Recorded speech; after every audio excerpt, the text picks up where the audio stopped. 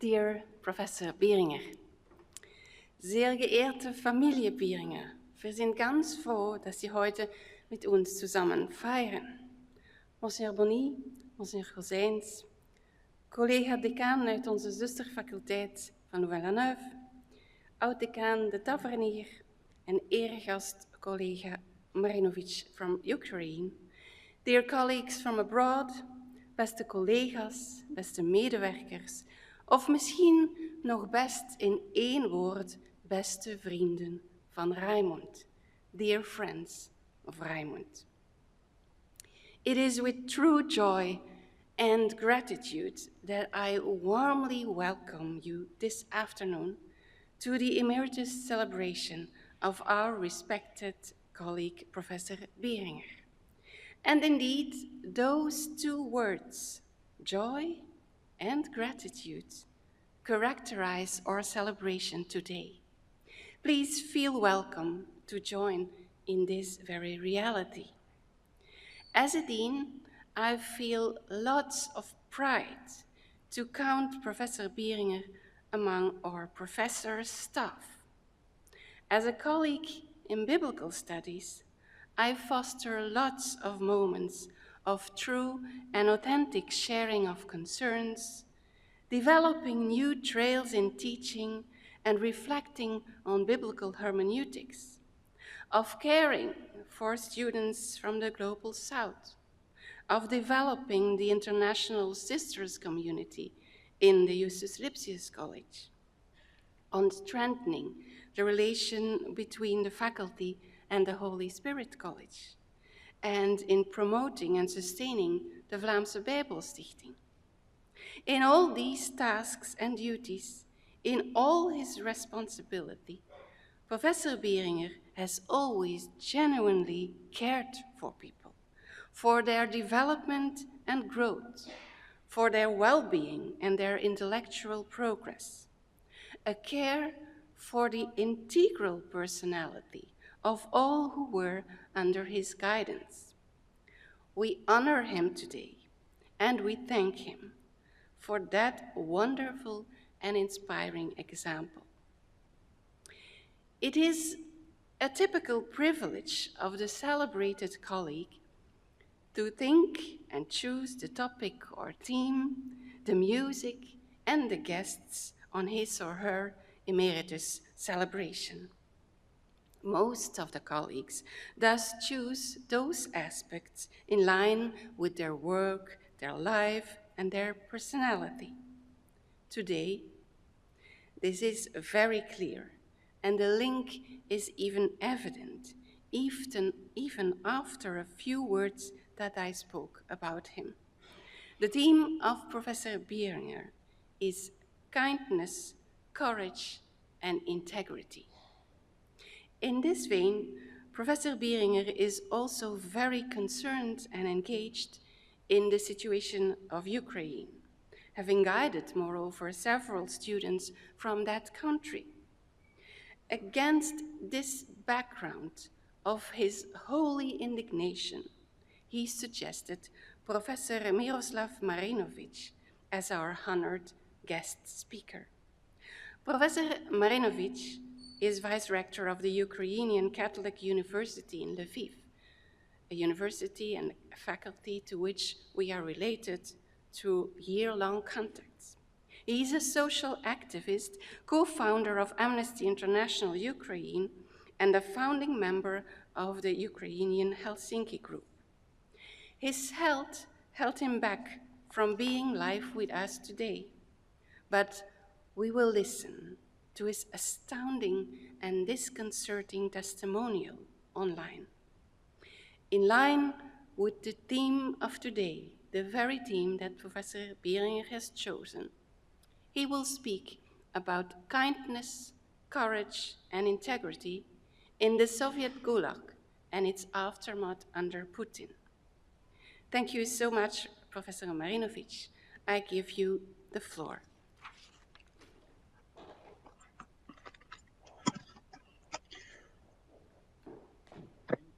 Much. Dear Professor Reimund Bieringer, dear members of the Faculty of Theology and Religious Studies in Leuven, ladies and gentlemen, glory to Jesus Christ. Let me first of all pass on my best greetings to you, Professor, and to assure you that even if a professional career ends someday, scientific activity and personal creative work never end in life.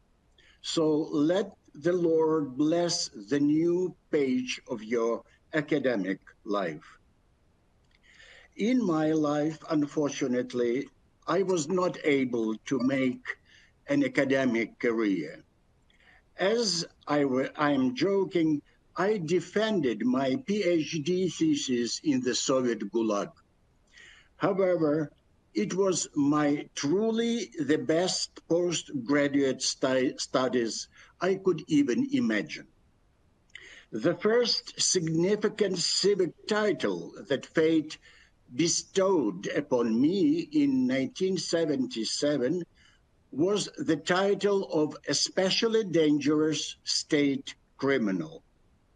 I was arrested for human rights activities when I was 28 years old. I returned to Ukraine at the age of 38. Then other titles began to appear, including Vice Rector of the Ukrainian Catholic University and President of the Institute of Religion and Society of the same university. But behind them already stands the gray hair of my age. I am happy because I have infinitely devoted relatives, unwavering support of friends, and from time to time, I feel God's hand on my shoulder. These are my Archimedean points of support. As I look back, all I see is the unending crescendo of my incompatibility with the Soviet system. For me, Moscow's enforced love resulted only in a series of punishments because I refused to become a stool pigeon.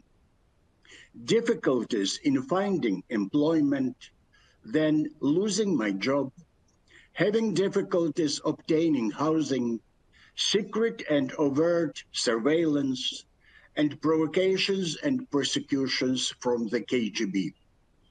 Then came my arrest on April 23rd, 1977, followed by interrogations, an unlawful trial, continuous transfers by armored trains between various prisons, an extended deprivation of freedom in a strict regime labor camp in the Ural Mountains, hunger strikes and labor strikes, extreme cold and food deprivation in numerous isolation cells, searches and confiscations, and then, starting in April 1984, a 3-year internal exile in Kazakhstan.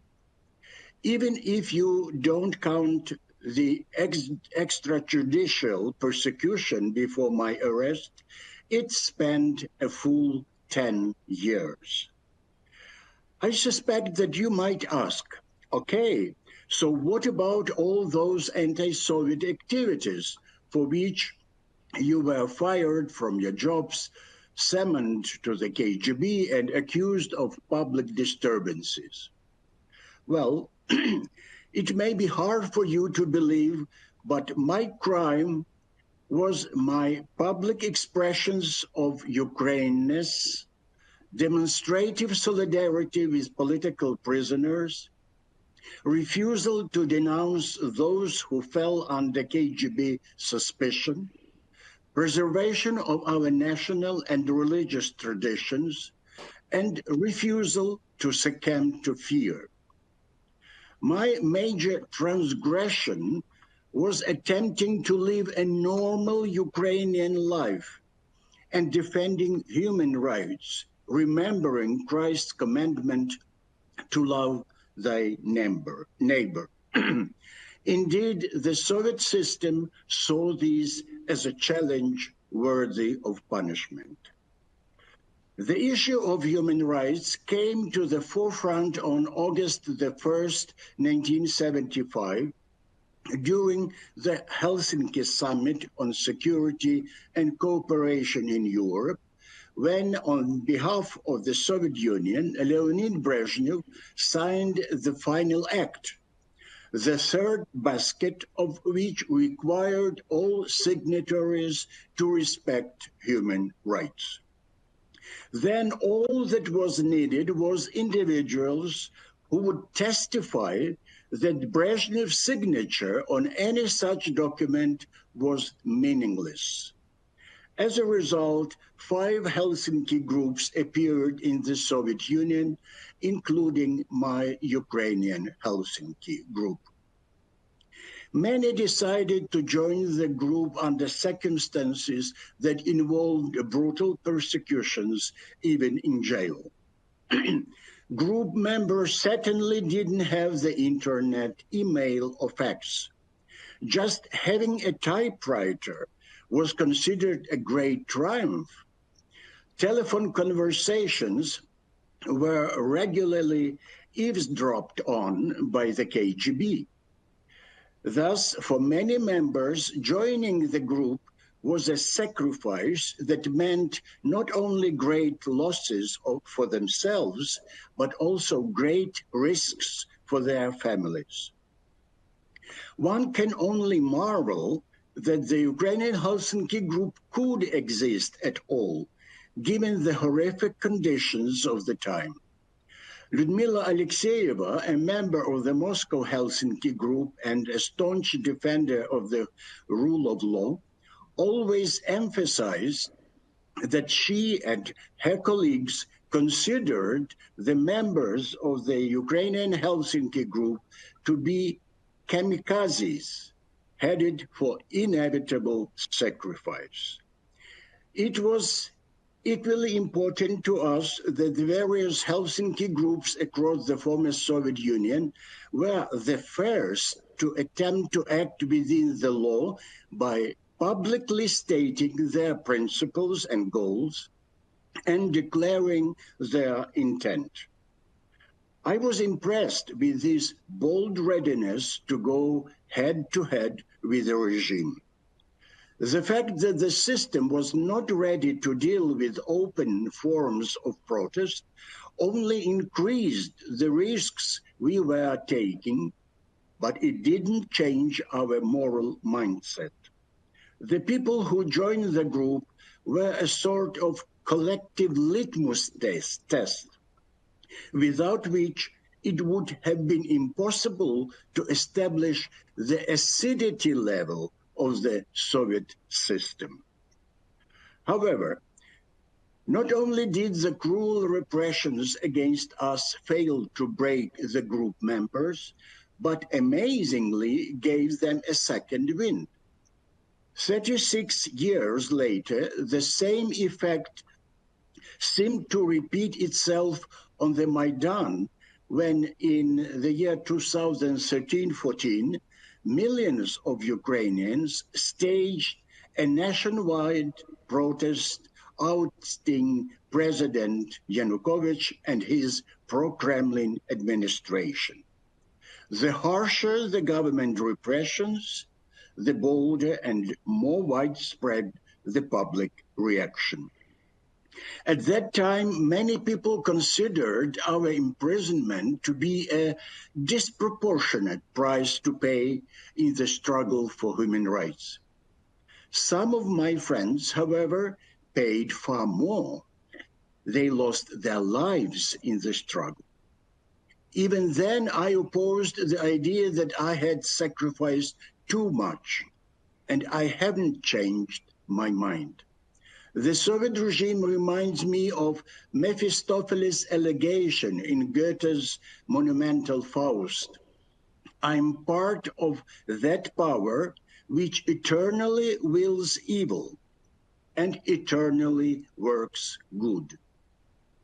The miracle of my experience as a dissident and in prison hinges on the fact that the good Lord used all the evil I endured from the KGB and the whole Soviet regime to help me turn into something worthy. True, in the pinnacle of my flowering youth, they did deprive me of a whole decade of freedom. But in reality, I was given a lot more. First of all, the suffering that I endured provided me with the spiritual strength that gave my life its true meaning. For this reason, I was able to leave prison a new person, as if born again. The camp reforged me, and from then on, I had my own worldview, my own backbone. None of today's oligarchs could purchase this gift at any cost. It is generated only to those who endure undeserved punishment.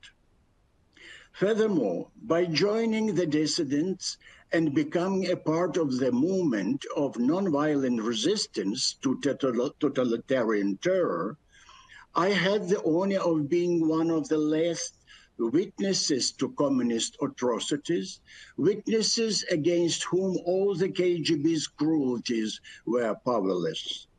Here I could clarify the voices of us Brezhnev-era dissidents would no doubt have been silenced in the Siberian wilderness, just like the voices of the millions of victims of the Stalin era, had it not been for the strong international reaction and support.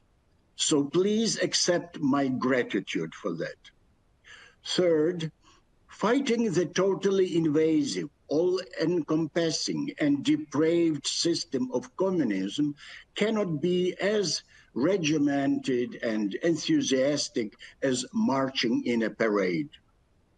A struggle is inconceivable without fear. Your self-preservation instinct cries out at the top of its voice when you are staring down the barrel of a machine gun, surrounded by vicious trained dogs, suffocating in overcrowded vehicles, so exhausted by malnutrition that your body swells up, threatened with additional time added to your term, or warned that you will never be permitted to return to Ukraine. But just as heroism is not eternal, fear, eventually you grow weary of it, and out of nowhere, your strength is renewed. I often remembered Rudyard Kipling's words, and lose and start again at your beginnings, and never breathe a word about your loss.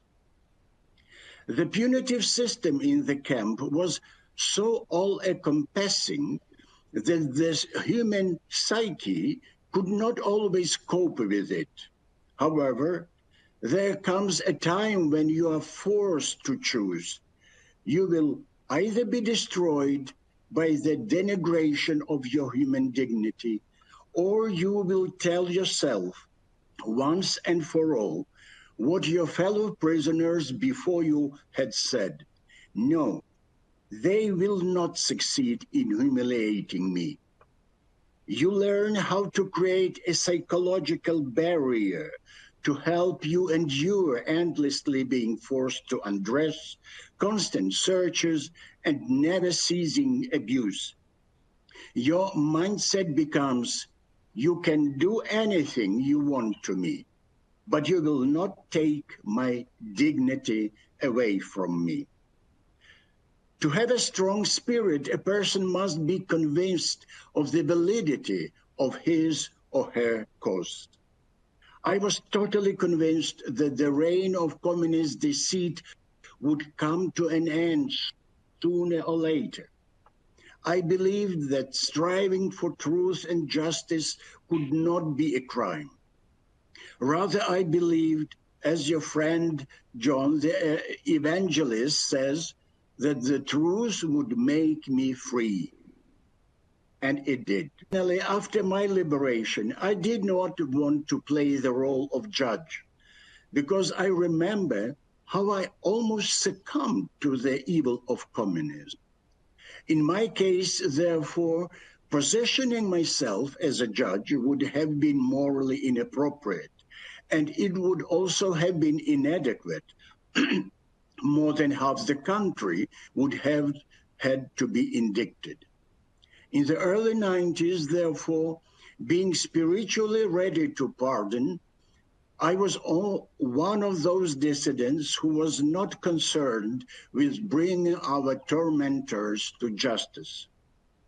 I even expressed my conclusion that the crime of communism is akin to the crime of Cain, who raised his hand against his brother Abel. This crime is too great for ordinary people to judge. But have I interpreted the Bible appropriately? That is the question I leave to you, exegetes, to answer. In the early 90s, having recovered from their fright, the unrepentant communist elite managed to simply change their ideological flag without altering their core principles.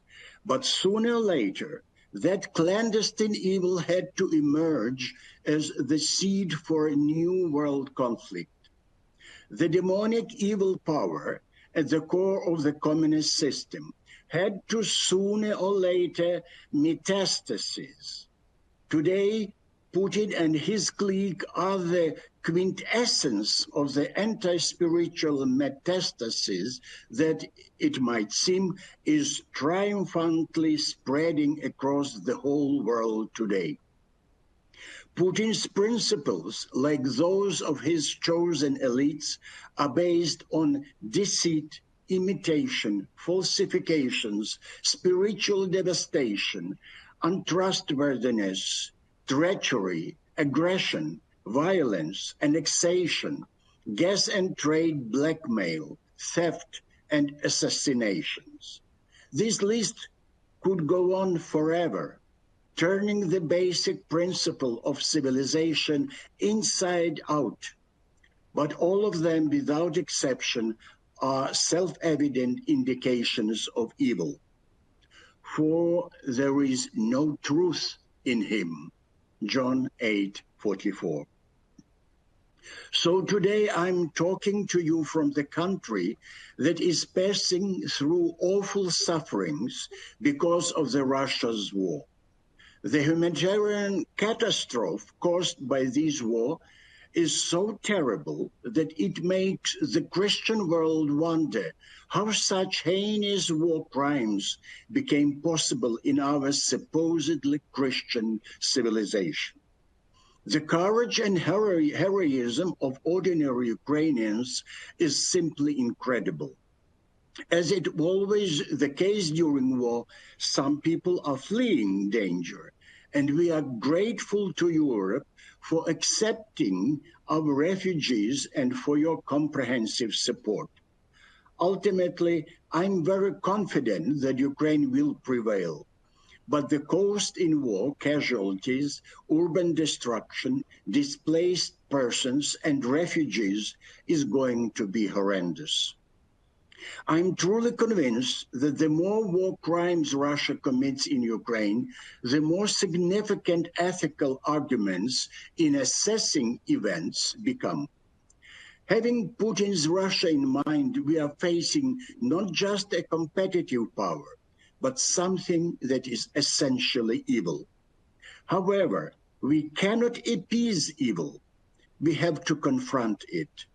Evil never stops by itself. It has to be stopped. We cannot take a golden mean between good and evil. Just recall, you cannot serve God and mammon. Matthew 6:24. It means we cannot play the win-win game with evil, otherwise evil will prevail. I cannot imagine Jesus saying, look, the Sanhedrin is very strong. We have to respect its interest and preserve the way to keep a dialogue with it.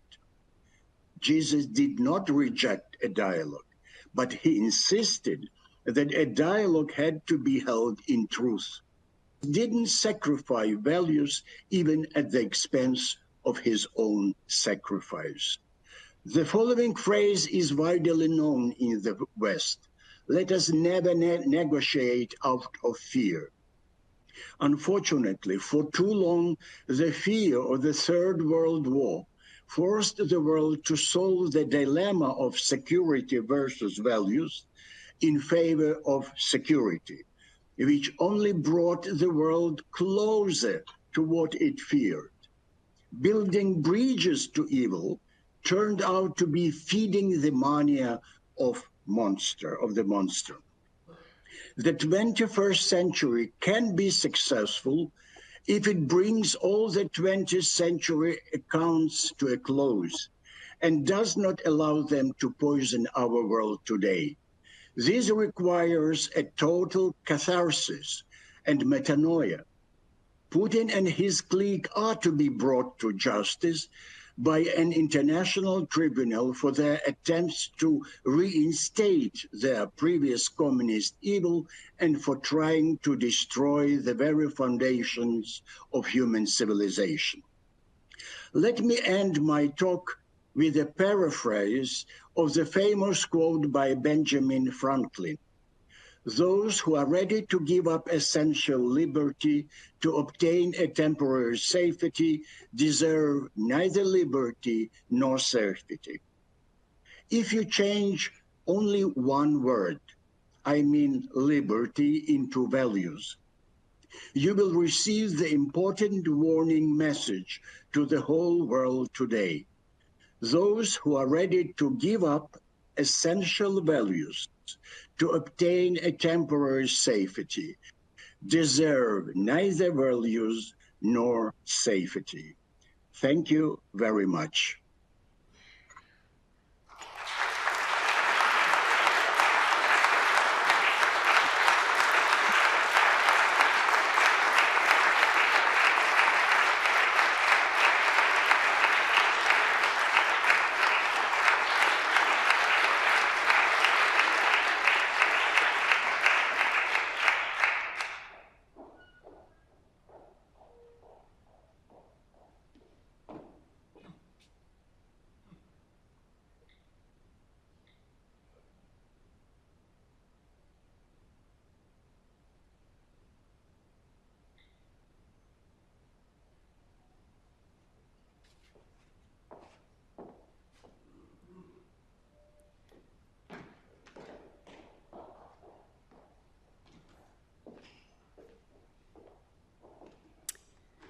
Het is dit getuigenis dat Reimund Bieringer met ons doorheen het verhaal van Miroslav Marinovic wou delen.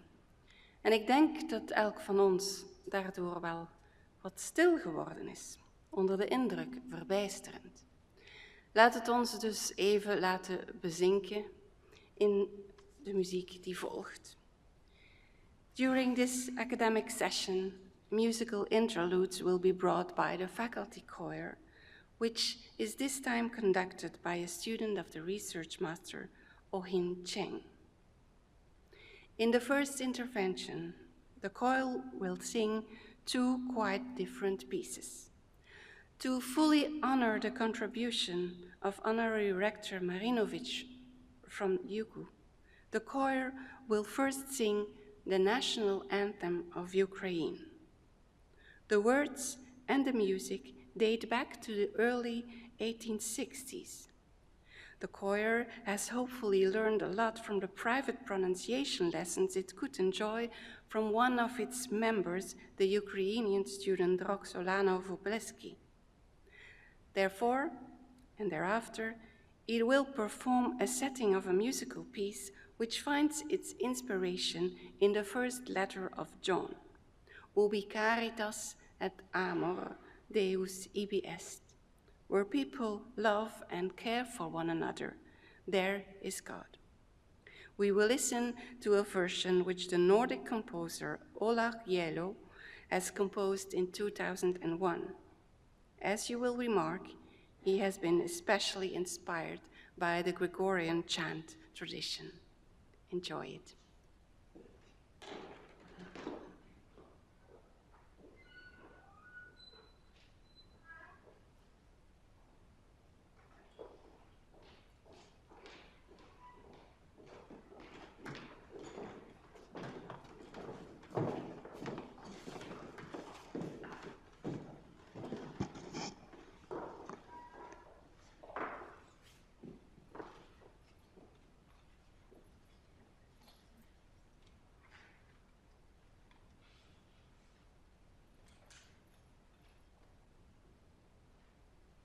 Ladies and gentlemen, please rise for the national anthem of Ukraine.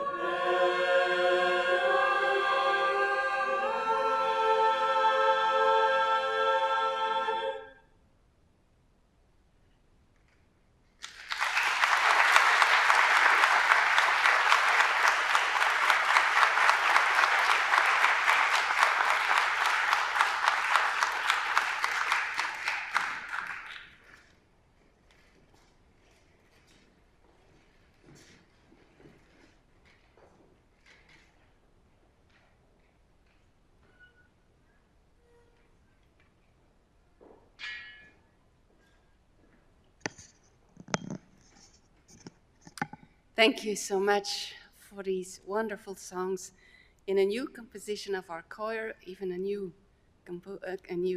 dirigent, as we say. I think that was a beautiful ending and a moment of reflection after what we heard before. Then, as in all emeritus celebrations, we also listen to a short view, a short remembering, a short evocation of the work and life that the emeritus had in our faculty, and even before, of course. The habit is that the coordinator of the research unit takes care of that, so I very gladly give the word to Professor Van Hecke for this academic biography. Bibliography would take too long, and so we are eager to hear you. Please, Professor Van Hecke.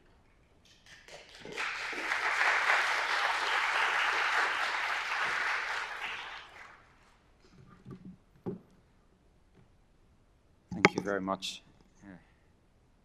Dear Professor Bieringer, beste Reimund, sehr geehrte Familie und Freunde von Professor Dr. Reimund Bieringer, Monseigneur Bonny, Monseigneur Cousins, beste EO-Rektor Professor Vervenne, beste Vice-Rektor Professor Meelaerts, beste Decaan Professor Lemmeleen, Oud-Decaan Johan de Tavernier, beste Professor Decaan Geert van Ooyen van onze zusterfaculteit aan de UCL, dear colleagues and students, dear ladies and gentlemen, and as our dean already said, dear friends of Professor Bieringer. I have the great honor and the very pleasant task also to introduce today's honoree's long and fruitful academic career. I have to confess I do not find this an easy task. On the one hand, because of the very rich and multifaceted nature of Professor Bieringer's career, but on the other hand, because there are many people present here who have collaborated much more intensively with Professor Reimund Bieringer over the last decades, and who could talk much more eloquently about the great source of inspiration his scholarship has been and continues to be, as this afternoon's meeting will make clear. Moreover, those who want to read much more about Professor Bieringer's biography, career, and also indeed about his bibliography, I gladly refer to the beautiful bio-bibliography written by Malou Ibita, Dominika Kurek, Benedict Lemmeleen, and Sarah Whittier in the Festschrift that will be presented later this afternoon. That being said, it is a tremendous honor and a joy to honor and celebrate Professor Bieringer's career in our university, in our Faculty of Theology and Religious Studies, and in our research unit of Biblical Studies. Reimund Bieringer's academic career is very strongly connected with our faculty. After his philosophical studies at the Philosophisch-Theologische Hochschule, St. Georgen in Frankfurt am Main, he came to Leuven as a young student in theology, where he earned the BA in 1980, the MA in 1981, after which he started a PhD under the supervision of the late Jesuit professor Jan Lambrecht, who left us a mere 2 months ago. A big loss for our faculty, but also in particular for our honoree, Professor Bieringer. Reimund Bieringer earned his doctorate in 1986 with a dissertation entitled Lasst euch mit Gott versöhnen, eine exegetische Untersuchung zum 2. Korintherbrief 5, 14 bis 21 in seinem Kontext. A voluminous work, I dare to say, not less than 1,100 pages long. I have to say, as a young doctoral student, I was quite frightened by the sight of his doctorate once lying in the library, and I said, I will never be able to live up to that, and fortunately that was not needed, but it was a very voluminous study on the theologically central issue of reconciliation in the second letter to the Corinthians.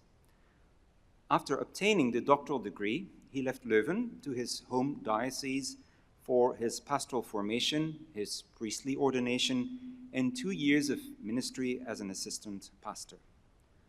Not later than 1990, however, Reimund Bieringer was called back to Leuven in order to become professor of New Testament studies, a position he held, going through the different professorial degrees, of course, until last September, when he was admitted to the status of Professor Emeritus. For those among the audience who are just as bad in calculation as myself, this means that Professor Bieringer has an exceptionally long professorial career of 32 years at our faculty. But I should rather say 32 years and counting, since he is now a Professor Emeritus with formal duties, as we call it, which means that he continues to teach certain courses, and in particular continues to supervise an important number of doctoral students. Next to continuing to act since 2021 as the president of the Holy Spirit College, just next doors, and the Leo XIII College, and also remaining temporarily the president of the Justus Lipsius College, a position he has held since 2005. It will be clear that the term retirement is not an adequate term to describe the current status of our honoree. On the contrary, that he continues to serve our faculty and the university in the same way he has been doing over the last 3 decades. A career is, of course, much more than just a list of dates. It is years and years of daily devotion to research, of teaching, of serving the university, the church, and our society. Summarizing these years and years and daily devotions and the importance of all the work that has happened in these years is, of course, impossible, but some of the contributions this afternoon will undoubtedly give a taste of how Reimund Bieringer's work has influenced and changed the discipline, the research and the teaching in New Testament studies. From very early on in his career as a New Testament professor, it became clear that his view on the position and the role of exegesis and of the exegete as a researcher, that his views that were quite different from the views held in Leuven until then. I have been fortunate enough to attend the very first class, I think, that Reimund, Professor Bieringer, has taught at the faculty, and I keep a very vivid memory of it, precisely because of the course, because of the way the course started in a very atypical way. The young Professor Bieringer asked us to take our Bibles and to turn to a passage in one of Paul's letters. And Reimund, I'm sorry, I do not exactly remember which one. It might have been Galatians. We were a little surprised because the letters of Paul were not the subject of that particular class, but I diligently wrote down the passage on the first page of my course notes, only to find out that Professor Bieringer would not start to lecture about this passage, actually, but simply wanted to read this text together with us as a reflection, opening in us the right mindset to start the course, and then also finishing with a prayer. Looking back, it seemed like the young Professor Bieringer wanted to make clear that before becoming an object of our analysis and interpretation, the biblical text is always, and perhaps in the first place, also a text to be read, allowing it to speak to and to surprise its readers in ever new contexts. When reviewing Reimund Bieringer's career, it becomes clear that the question of the role and the responsibility of the exegete has increasingly occupied him. The question, as he also summarized again this morning, of who we are working for. This question has allowed him to be profoundly challenged and touched as a scholar and as an exegete by the societal and ethical questions of our time, and to invest the best of his exegetical skills in addressing these issues. His attention for the position of women in the church urged him not only to co-found the Center for Women's Studies in Theology in 1994 and to coordinate the center until last year, while still remaining active in it, but it also urged him to study the role of women in New Testament texts, work that has become very influential in the field. Particular attention has been paid to the figure of Mary Magdalene, who was at the center of an important research project, Noli me tangere, do not hold me, do not touch me, among others, involving art historian Barbara Barth, who regrets not being here today, by the way. And in a letter that she sent us 2 days ago, she called Professor Bieringer very explicitly a true mentor for her.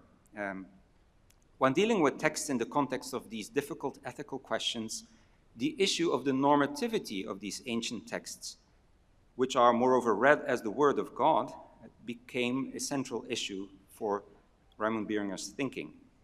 It is perhaps here that Professor Bieringer's work has had the largest impact by introducing, together with Mary Elsbrand, and continuously developing the concept of the normativity of the future, which proposes to read the biblical text not as disclosing a meaning in the past, but as offering, I quote, a vision of a future of a new world that God has intended for humanity and for all of creation. This hermeneutics of the future has subsequently led Professor Bieringer to engage in other important theological and societal issues. Too many are the topics on which Reimund Bieringer and his many doctoral students have worked over the last decades.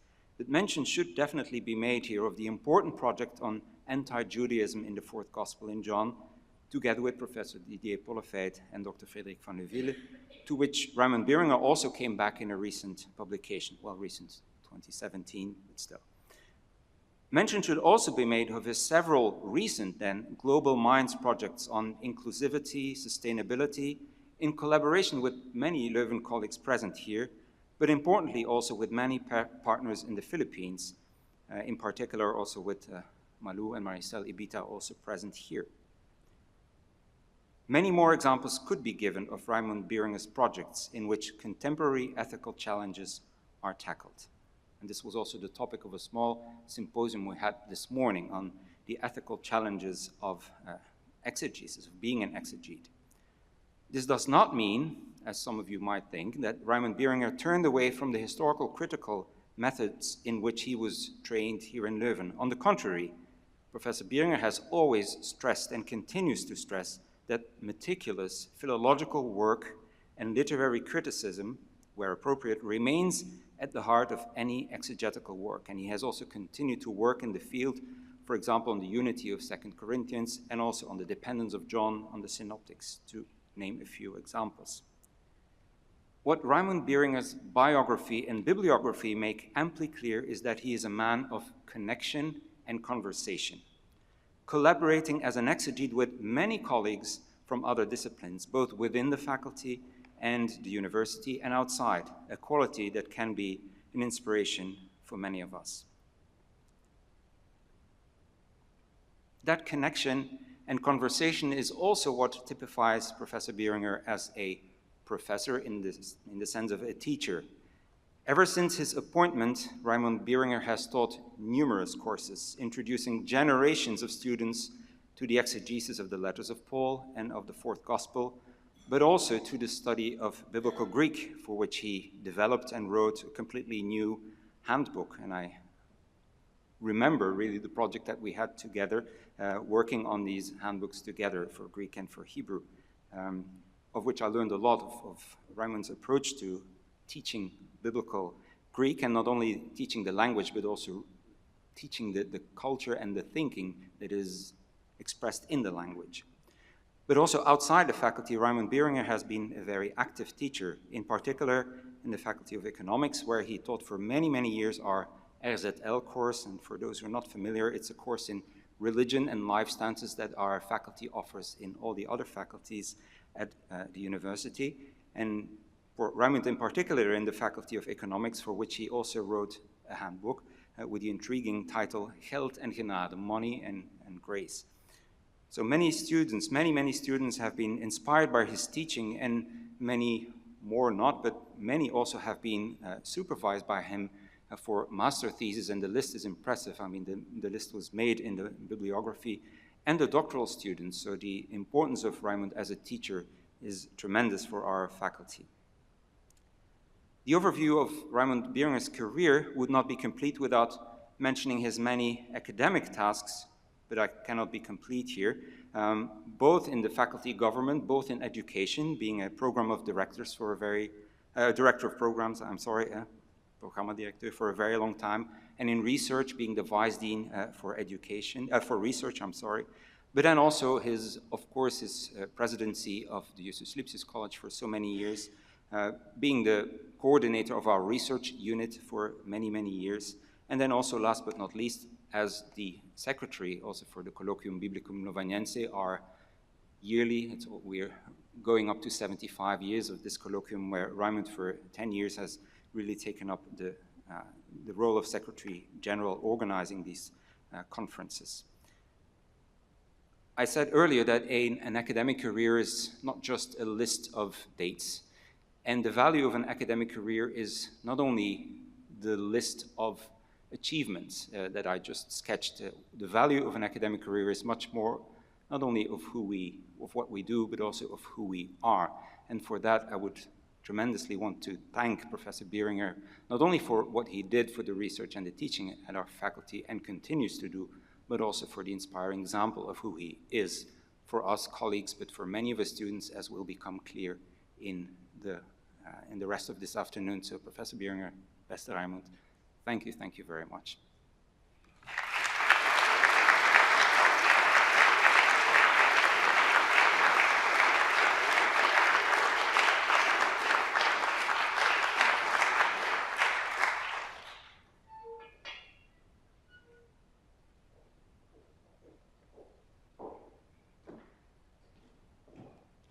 Veel dank, professor Van Ecke, voor deze korte, beknopte, want er is zoveel meer te zeggen, maar toch indrukwekkende evocatie van wie inderdaad professor Bieringer voor ons allemaal was en is en gelukkig nog lang wil blijven.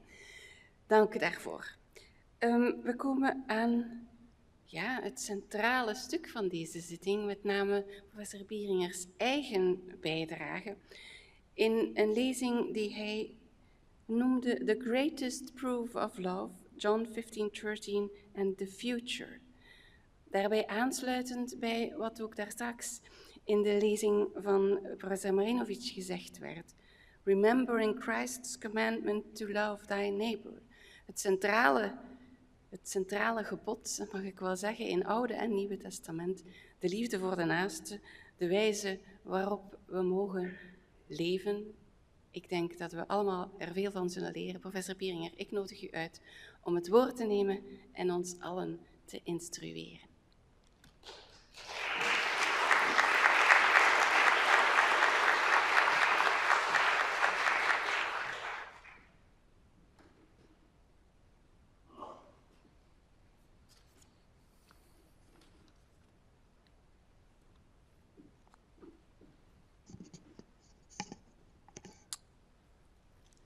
Liebe Familienmitglieder, liebe Mama, geachte Ehrenrektor Verwenne, geachte Vizerektor Mellatz, geachte Dekan Lemmelijn, Eredekan de Tavernier, cher Monsieur le Doyen de l'Université catholique de Louvain, de la faculté Sœur, faculté de Theologie, geachte collega's, beste studenten, beste vrienden, dames en heren. The greatest proof of love, John 15, 13, and the future. The lecture is structured in 3 parts after a short introduction and of course will be concluded. What is John 15:13? I have gathered here a number of translations and I have highlighted one word in each of these translations. I will not read them all, I will read the English one. No one has greater love than this, to lay down one's life for one's friends. The Dutch translation of 1951 of the Nederlands Bijbelgenootschap sounds like this. Niemand heeft grotere liefde dan dat hij zijn leven inzet voor zijn vrienden. En de latere vertaling gebruikt niet inzet, maar in 1995 is het geeft, zijn leven voor hen geeft. Auf Deutsch hat Luther 1545 übersetzt, niemand hat größer Liebe dan die, dass sein Leben lässet für seine Freunde. And a more recent German translation says like this, es gibt keine größere Liebe, als wenn einer sein Leben für seine Freunde hingibt. And in French, we have a very different translation. Nul n'a d'amour plus grand que celui qui se dessaisit de sa vie pour ceux qu'il aime. What do we do with these many different translations? What can they tell us and how can they be significant for us? In Greek, for those who like Greek, we have the verb titemi. And so the question ultimately is, what is the literal translation? It is to put one's life for somebody. But yeah, to put one's life, that doesn't say really anything. It's understandable that translations try to give a different interpretation. And I think we can divide them into two groups. And those two groups are that one would say the expression means to die for, and for example, to give one's life, in German hingeben, to lay down one's life. So here it seems almost like the dying is the goal and has intrinsic beneficial or sacrificial or salvific meaning. Or does to put one's life mean to put one's life on the line, to risk one's life? Het leven uit handen geven, maar niet noodzakelijk door te sterven. So dying here would not be the goal, but could be a possible side effect and has no intrinsic beneficial meaning. The latter comes forth from the care, the commitment, the fidelity, the willingness to take a risk.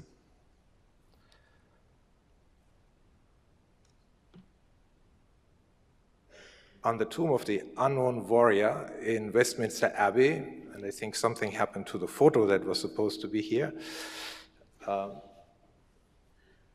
in the transmission, we read, "Greater love hath no man than this."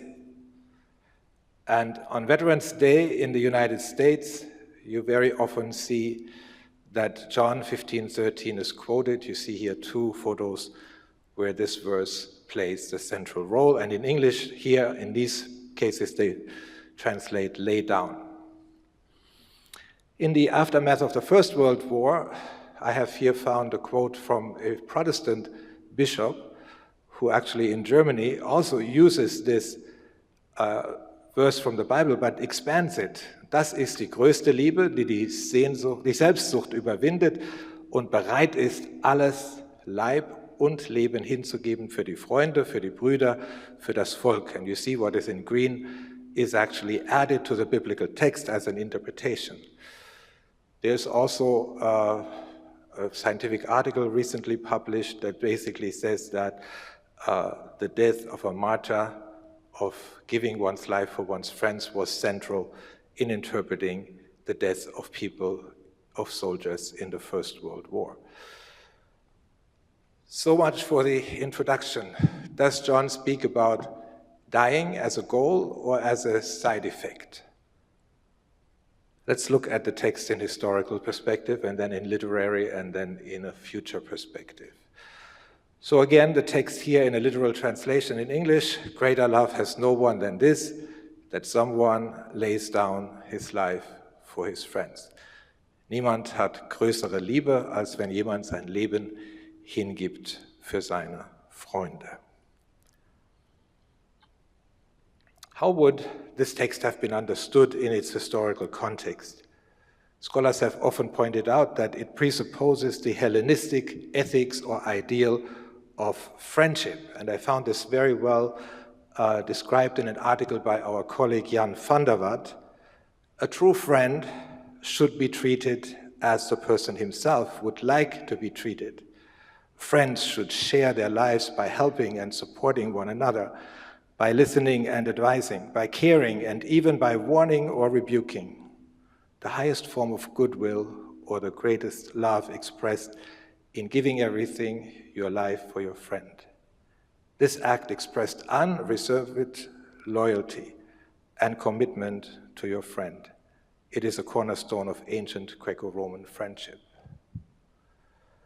Was hier deutlich wird, ist, dass in der griechischen Freundschaftsethik erwartet wird, dass man sein Leben auch im Leben einsetzt und der Tod ist nur die äußerste Konsequenz. Our colleagues who have studied this question, Henk Versnell, Jörg Frey, have in very important articles distinguished 4 different ways of interpreting the death of somebody for somebody else in the ancient world. There is the noble, exemplary, heroic death, auf Deutsch der edle Tod, which somebody ultimately dies for their own purpose. Es geht Selbstliebe. Man will sich selbst verewigen. Man will selbst etwas von diesem Tod haben. Effective Death, wirksamer Tod. Der Tod bringt den Freunden einen Vorteil. Vicarious Death, stellvertretender Tod. Man stirbt für einen Freund, sodass dieser nicht zu sterben braucht. And finally, atoning expiatory death, heilschaffender, sühnender Tod. In the religious context, a death that is supposed to take away sins or overcome evil. Ein Tod, der Sünden vergebend oder Übel überwindend wirken soll. In the literature about friendship, a number of quotes are always repeated, and this is one of them from the Symposium of Plato. And you see in yellow, hyperapothneskein in Greek means to die for somebody else. It is ultimately perhaps not a good example because this is a very specific text about lovers who are willing to die for each other. Perhaps more important, this text from Aristotle, from his Nicomachean Ethics, which we also have in English here. I read it, but it is also true that the virtuous man's conduct is often guided by the interests of his friends and of his country, and that he will, if necessary, lay down his life. In Greek it says he will die on their behalf. For he will surrender wealth and power and all the good that men struggle to win if he can secure nobility for himself. And the text continues about those who give their lives, those who die for others. We don't need to go into that. Ich fand in einem Artikel von Klaus Scholtisek eine gute Beschreibung von dem, was wir hier lesen. Movens für diese weitreichende Tat ist das Schöne, das Edle bzw. die Ehre. In dieser Perspektive erscheint die Lebenshingabe für einen Freund als eine Form der Selbstliebe, weil diese Tun zur höchsten Ehre gereicht. So here is an example of a noble death of somebody who wants to die out of self-love ultimately.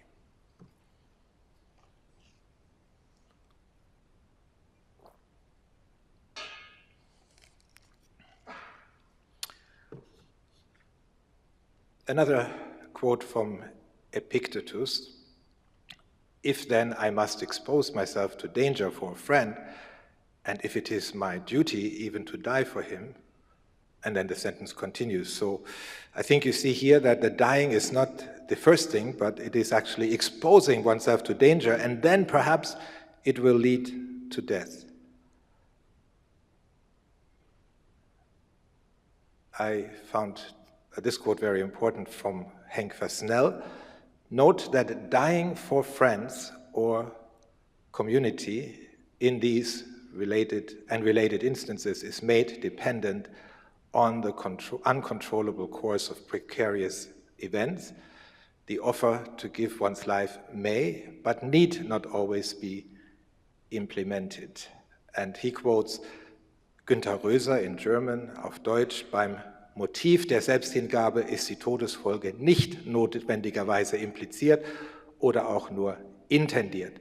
Entscheidend ist vielmehr das Moment der äußersten Einsatzbereitschaft für etwas oder jemanden.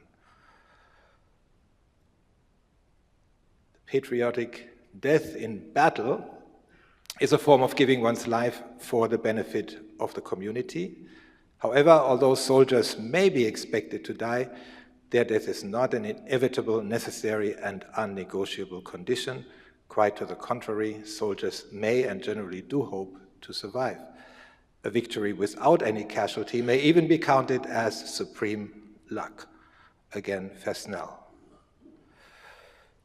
This was a very brief, all too brief overview of some Hellenistic texts. Does this also exist in Judaism? We do not find, scholars usually say, friendship ethics in Jesus Sirach or Philo of Alexandria, but we find the idea in the books of Maccabees, where also they do not have friendship ethics, but risking one's life for others, for Judaism, for the laws, for the brothers, is present. I quote from 1 Maccabees 9:10, and Judas said, far be it from me to do this thing, to flee from them, and if our time has drawn near, and let us die with courage for the sake of our brothers, and let us leave no accusation against our honor. So fleeing would be far from, and if our time comes, we do it, but it is not an end in itself, I would say. Or 2 Maccabees, I, like my brothers, give up body and life for our ancestral laws, appealing to God to show mercy soon to our nation, and by torments and plagues to make you acknowledge that he alone is God.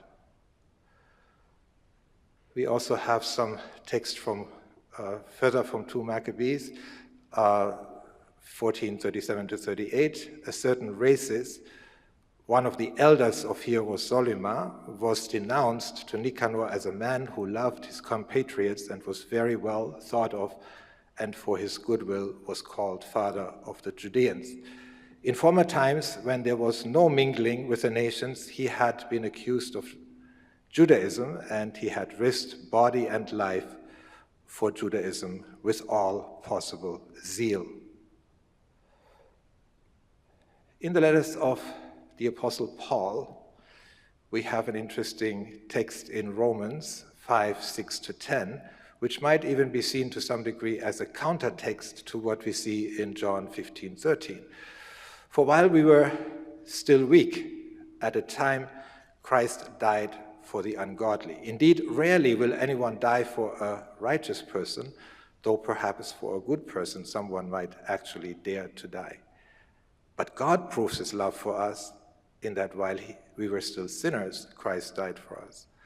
Much more surely then, now that we have been justified by his blood, will we be saved through him from the wrath of God?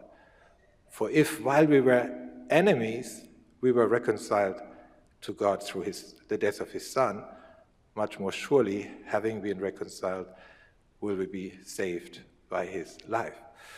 So the text makes an antithesis between humans, who might at most be willing to die for a good person, and God, whose Son dies for the enemies. It's also interesting that Paul speaks about risking one's life when he says in Romans 16:3-4, greet Prisca and Aquila, who work with me in Christ Jesus and who risked their necks for my life. In the Synoptic Gospels, we can refer, of course, to Mark 10:45 and Matthew 20:28, texts that are almost literally the same. For the Son of God came not to be served, but to serve and to give his life a ransom for many. Denn der Menschensohn ist nicht gekommen, um bedient zu werden, sondern um zu dienen und sein Leben zu geben als Lösegeld für viele. I try to put together all these different texts from Mark and Matthew and John and compare them to one another. And so we see that instead of giving one's life, as in the Synoptics, John uses titemi, but for the rest the text is very similar, only that Matthew and Mark say that the life was given as a ransom, whereas that aspect is not there in John. So does giving one's life as a ransom necessarily need to include death? Is a question that I think we should keep asking.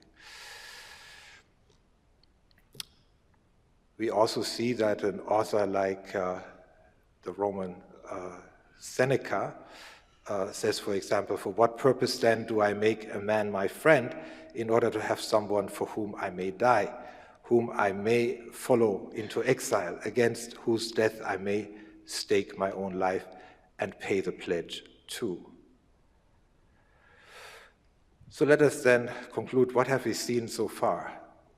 The exact same expression that we find in John is not found anywhere else. So the titemi, the putting one's life, is not anywhere else. Scholars have looked for parallels in ancient friendship texts that speak about dying for a friend. Thus, it presupposes one of the possible interpretations of John 15:13, that of dying, but not that of risking one's life. And 3, in the context of texts that deal with noble and effective death, one can observe that for some leading scholars, even the ancient texts that speak about dying for carry an awareness that dying is not always the goal, but a possible consequence of risk-taking. So let us then look at the text in its literary context. In John, the death of Jesus is presented in different ways. You see that we will look at different aspects. First of all, how is usually the death of Jesus presented in John? Usually scholars distinguish 4 with great Köster as an expression of love in human terms, as a sacrifice for sin, as a conflict with evil, as a revelation of divine glory. And we can ask ourselves, where will John 15:13 fit in this context? It's interesting that before John speaks in John 15:13 about laying down or putting one's life, John has already 7 times talked about the same thing and used exactly the same expression. The good shepherd lays down his life for the sheep. And then in different versions. And then I have power to lay it down, and I have power to take it up again. And Peter says to Jesus, I will lay down my life for you. And Jesus says, will you lay down your life for me? If we follow the translation, lay down. And only then comes in the gospel in chapter 15, this more general maxim, no one has greater love than this, to lay down one's life for one's friends. Hier kann man die deutschen Texte nochmal sehen mit der Übersetzung, gibt sein Leben hin. Also 7-mal wurde derselbe Ausdruck schon gebraucht, bevor er in 15:13 über die Liebe für die Freunde spricht. In Dutch, there is mostly the verb giving that you can see here in the translations. It's interesting that also in the first letter of John, we have a very similar expression. We know love by this, that he laid down his life for us, and we ought to lay down our lives for one another. Perhaps a wonderful summary of what John 15:13 is trying to say. And I put it all together in schemes in Greek and in English, but I think we have seen the most important aspects. What is very important is that the way that this expression is interpreted is also found in the way the text, in a narrative way, describes Jesus. Not as somebody who immediately offers to die, but as somebody who is trying to avoid death for some time. And so I quote here an article by Susan Hylan. Perhaps the most compelling reason to understand this putting one's life as I risk my life is that this is precisely what Jesus does throughout this portion of John. For example, in John 5:18, for this reason the Jews were seeking all the more to kill him. In 7:1, after this Jesus went about in Galilee. He did not wish to go about in Judea because the Jews were looking for an opportunity to kill him. Or 7:25, now some of the people of Jerusalem were saying, is not this the man whom they are trying to kill? And then you can just go on with different quotes that I put here, all the way to chapter 11. Even Thomas in John 11:16 says, we read, Thomas, who was called the twin, said to his disciples, let us go that we may die with him. And it is interesting that Jesus finally does go to Jerusalem to be with his friend when he is sick and dying. And what happens as a result of this, we read in 11:53 to 54. So from that day on, they planned to put him to death. Jesus therefore no longer walked about openly among the Jews, but went from there to a town called Ephraim in the region near the wilderness, and he remained there with his disciples. So throughout all these chapters, John characterizes Jesus as doing what the shepherd does. He puts himself in harm's way for the sake of the sheep. Jesus does not seek death, but the good of Lazarus, whom he loves. A very central sentence in interpreting this. Jesus ist nicht darauf aus zu sterben, sondern will seinem Freund Lazarus helfen. In the contextual analysis, we see that our text is part of the farewell discourses. We see that the farewell discourses especially are characterized by the first love commandment, and then by the second love commandment, which is the immediate context of our text, and then we hear about joy and peace and the unity of the believers. So our text fits within this context of love for the disciples and hatred of the world, of the second love commandment.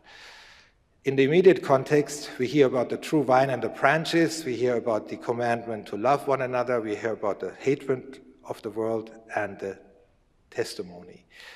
It's interesting that, we have it here in Greek and we have it here in English, that the two love commandments that are mentioned in chapter 13 and 15 are parallel insofar as both times Jesus asked the disciples to love one another.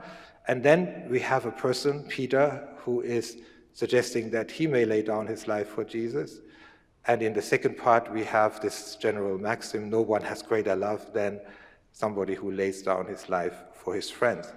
A clear parallel.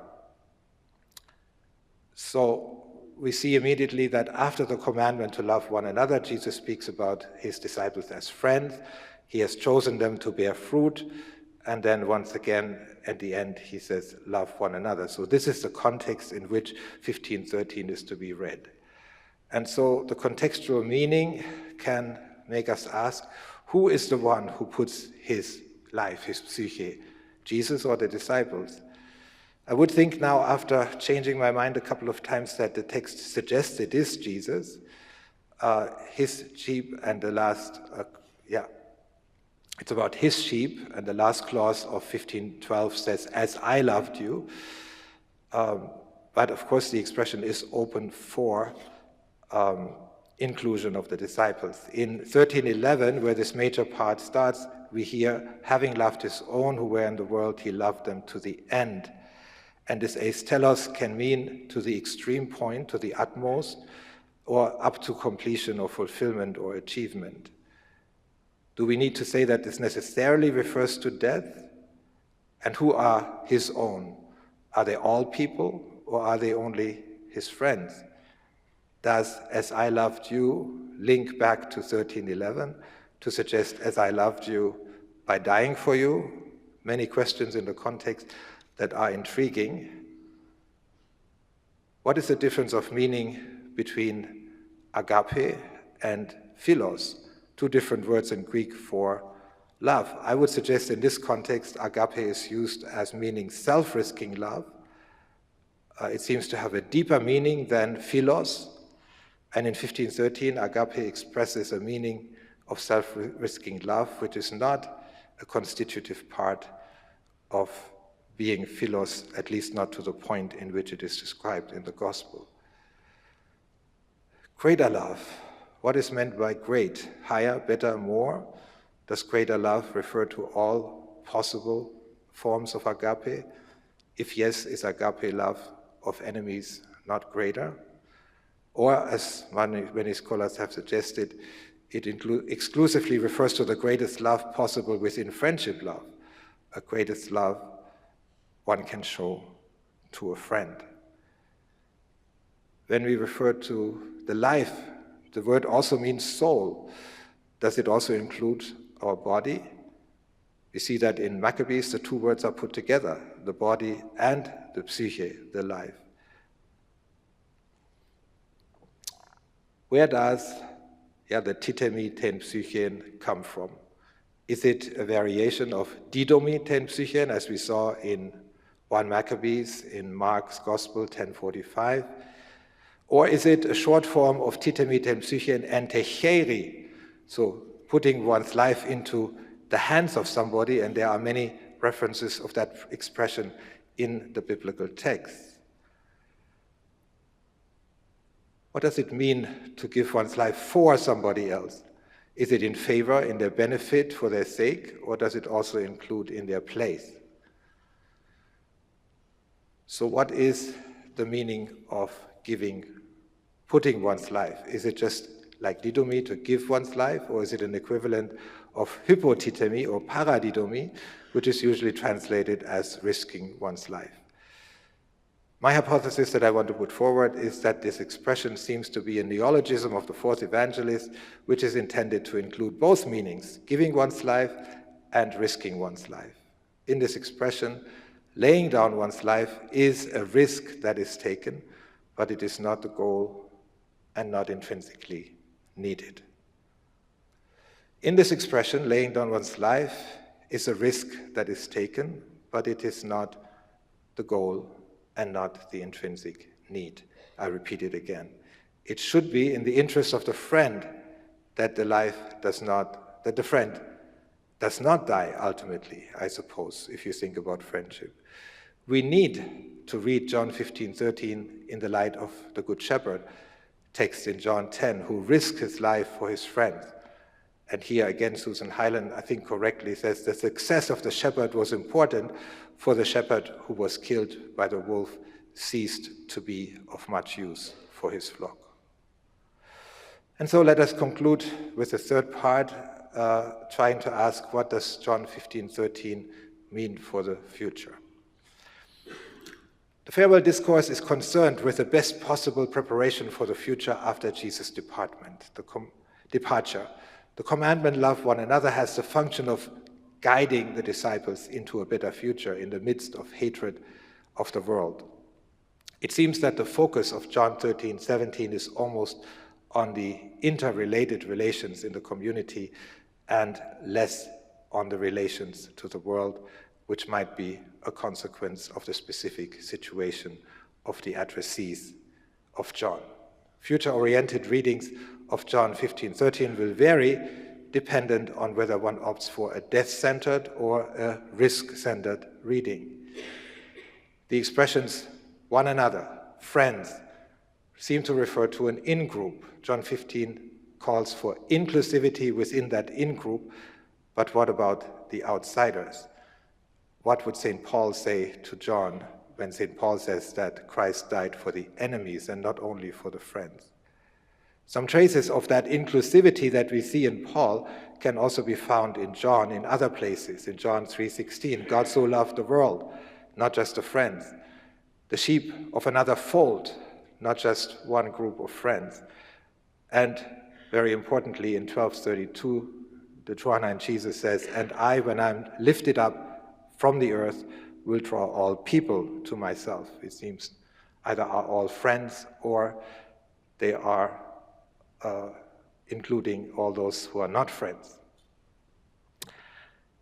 In this future approach, we also ask about exclusions. It seems that no one is explicitly excluded, but there are maybe some implicit exclusions. Why does John limit the dying or risk-taking to the friends?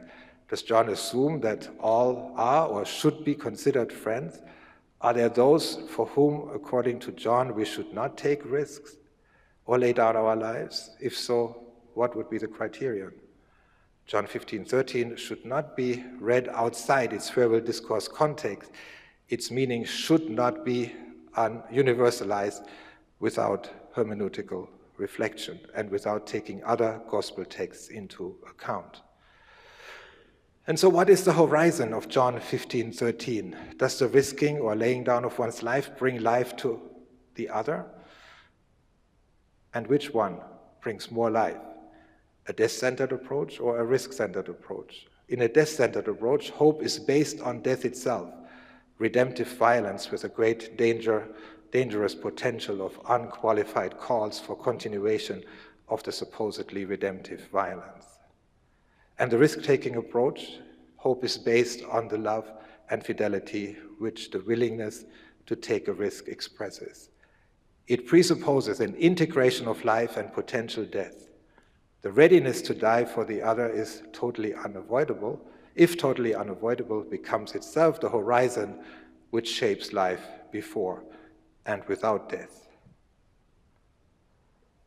What is the place of the Spirit in this approach? In the context, we hear about the Paraclete, the Spirit of truth, in 1426. In 15:1-17, there's no explicit reference to the Spirit Paraclete. John 15:13 requires the risking of one's life for the period for which the coming of the Paraclete is promised. The Spirit of truth is needed to discern what is authentic risk-taking and what is an abuse or an instrumentalization of the friendship ethics for inauthentic purposes. The Paraclete is needed to discern continued recontextualization of authentic risk-taking of one's life. And finally, meta-questions. All interpretations need to allow themselves to be subjected to the ideologically critical question, who will benefit from this interpretation and who will suffer? Whose power will increase and whose power will decrease? Openness to correction and additional perspectives of all people is essential. The destructive potential of a death-centered interpretation of Jesus' death and the disciples dying for others was demonstrated here. But what is the destructive potential of a risk-taking interpretation? I ask you, the audience. And so let me conclude. Shepherd or friend metaphors are interpreted not as a noble death in John, nor as a vicarious or atoning death, I would suggest, but as an effective death, albeit in an anticipatory sense. And I think here I am in line with my colleague Jens Schröter, who's here also among us, and his article on this topic. The benefit is the strongest if the friend lives with a willingness of risking life, but it would be best if it never gets to that point. With anticipating force, the horizon of the risking of one's life works best. And so I quote Susan Hyland again, because the shepherd who risks his life is not expected to die, the shepherd metaphor is in some ways ill-suited as a means of understanding Jesus. And I would here also mention her critique of the position of Whittaker. The role of the shepherd never enters into Whittaker's understanding of John's language, except by way of contrast. And then she quotes, "A good shepherd, one who is worthy of admiration, would risk his life to protect the sheep, but Jesus does not merely risk his life, he consciously gives his life for the sake of the sheep." And then Susan Hyland comments, "In this view, the reader's knowledge of Jesus' death supersedes and replaces the shepherd's role as one who risks his life." And that is certainly a valid critique. But I also have a critique of Hyland's position. Neither Hyland nor Whittaker seem to allow the shepherd and friend texts to supplement or even critique their preconceived notions of the theological meaning of Jesus' death. Both of them seem to underestimate the tension that is present in the notion of risk-taking as an action that requires a balance between not caring enough, like the running away of the hireling, and caring too much and unnecessarily endangering one's life. Timothy Snyder, a Yale historian, wrote in April 2022 an article entitled "Russia's Easter Offensive." And he says there that Christians have to think about the meaning of Jesus' death. And he thinks there are two meanings that have been given in history. The risk-taking approach. In Jesus' death on the cross, death is not the point. To accept that same risk of death follows in certain circumstances from commitments to values such as love and truth. And there's a death-centered approach. Jesus' death is the point. It's salvific as such, an exuberant cult of death and martyrdom is the consequence.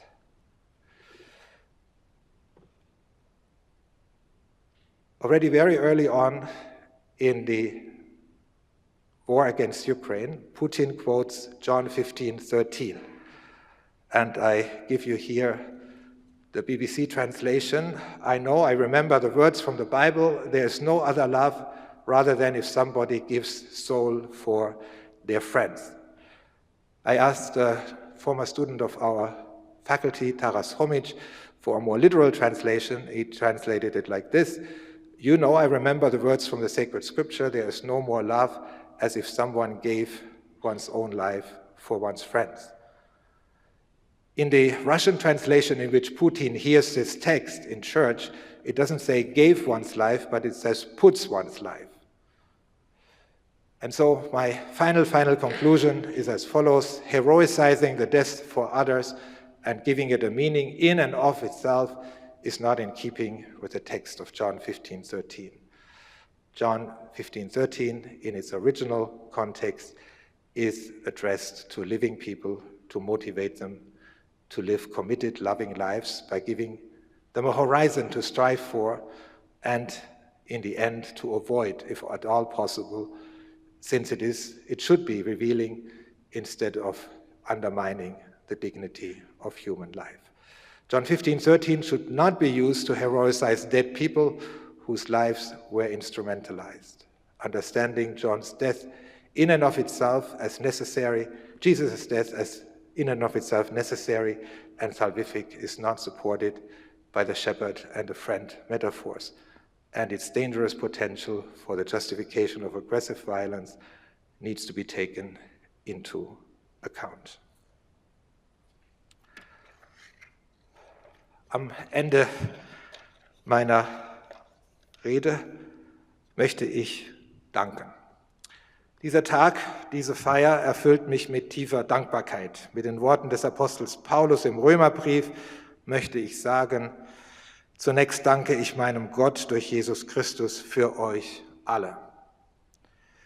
Ich würde heute hier nicht stehen ohne die Unterstützung so vieler Menschen. Ich danke meinen Eltern, meinem allzu früh verstorbenen Vater und meiner Mutter, die diesen Tag hier heute, Gott sei Dank, miterleben kann, meinen Brüdern, Schwägerinnen und ihren Familien. Ihnen habe ich den Glauben, das Urvertrauen, die kritische Grundhaltung, die Sehnsucht nach Gerechtigkeit und so vieles andere, was für mein Wirken in den letzten 33 Jahren wichtig war, zu verdanken. Ich danke meinen Lehrerinnen und Lehrern, ganz besonders meinem Doktorvater Prof. Dr. Jan Lambrecht, der leider diesen Tag nicht mehr in diesem Leben miterleben kann. Voll Dankbarkeit denke ich heute zurück an jenen kalten Tag im Dezember im Jahr 1986, an dem ich in diesem Promotionssaal meine Doktorarbeit verteidigte, und ich denke an alle, die damals zugegen waren. Mijn erkentelijkheid vandaag gaat ook uit naar de collega's en in het bijzonder de decanen van onze faculteit met wie ik in de voorbije jaren heb mogen samenwerken.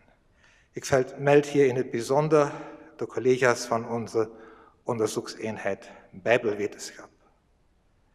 Ik wil ook graag mijn dankbaarheid betuigen aan alle medewerkers en medewerksters van de faculteit en de Maurits Sabbe Bibliotheek. Ik ben ook dank verschuldigd aan alle studenten die ik in al deze jaren mijn vakken hebben gevolgd in onze faculteit, maar ook in de faculteit Economie en Bedrijfswetenschappen. In het bijzonder de studenten die ik mocht begeleiden voor de scripties, thesissen en dissertaties, voor alles wat ik van hen mocht leren. Ik wil ook graag de studenten danken van het Justus Lipsius College, van het Heilige Geest College en het Leo XIII Seminari, mijn voorgangers als president, die ook hier aanwezig zijn, de medewerkers en stafleden, sommige van hen zijn ook hier aanwezig, voor de prettige samenwerking om hen een home away from home te kunnen bieden aan onze studenten. En ik denk hier in het bijzonder aan de heer Pieter de Geiter, de heer Dries de Sticker en professor emeritus Roger Burggraven. I would like to express my deep gratitude to all those who have worked with great perseverance and commitment to plan, prepare, and organize this festive occasion. I want to say thank you to the faculty choir that has graced this celebration with deeply moving music, even supported by two international singers, Emmanuel and Nicodim. I would like to thank all the speakers this day, Vice Rector Miroslav Marinovich from Ukraine Catholic University, Honorary Rector Professor Mark Faveno, who is still to speak, our Dean, Professor Dr. Benedict Lemmerlein, the coordinator of our research unit, Professor Dr. Pierre van Hecke.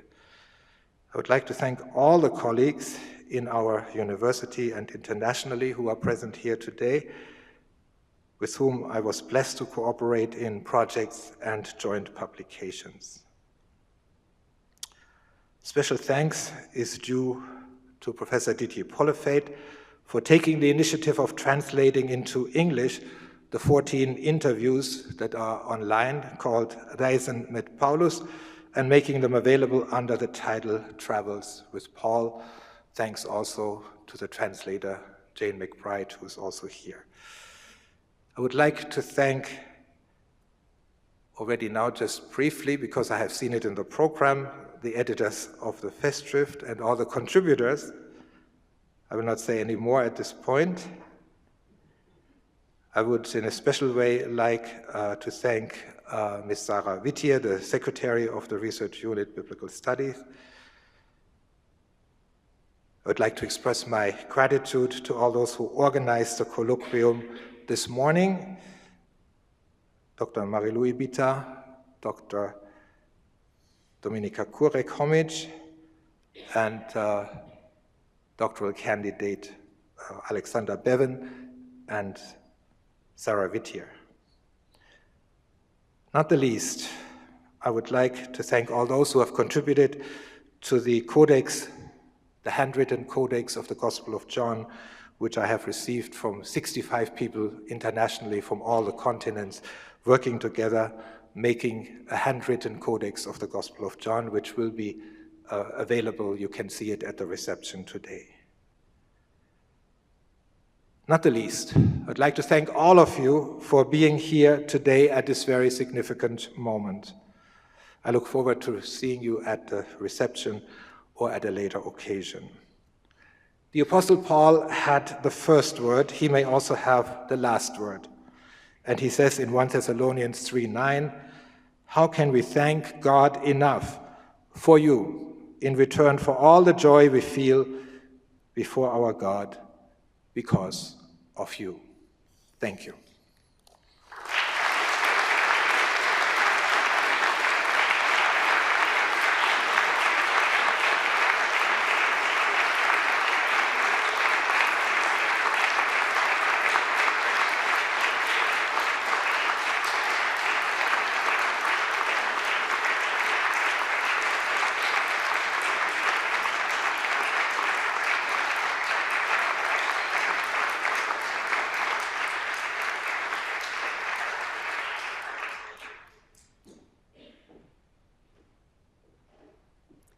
Dank u wel, professor Bieringer.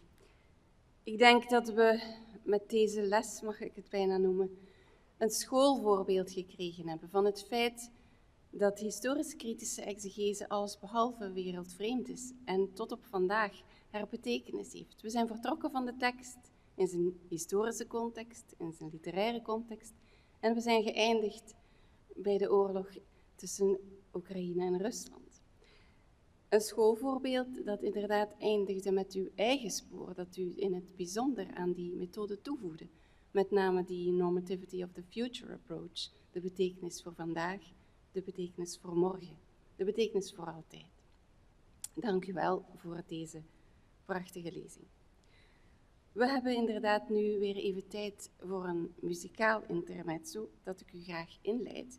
In the second interlude, the choir will musically respond to the topic of Professor Bieringer's lecture by singing two choir pieces by the 16th century British Renaissance composer Thomas Tallis. The words of the first piece, "This is my commandment," are found in John 15:12-13, and those of the second piece, If you love me, echo the verses 15 to 17 from John 14. I invite the conductor and the choir to take place here.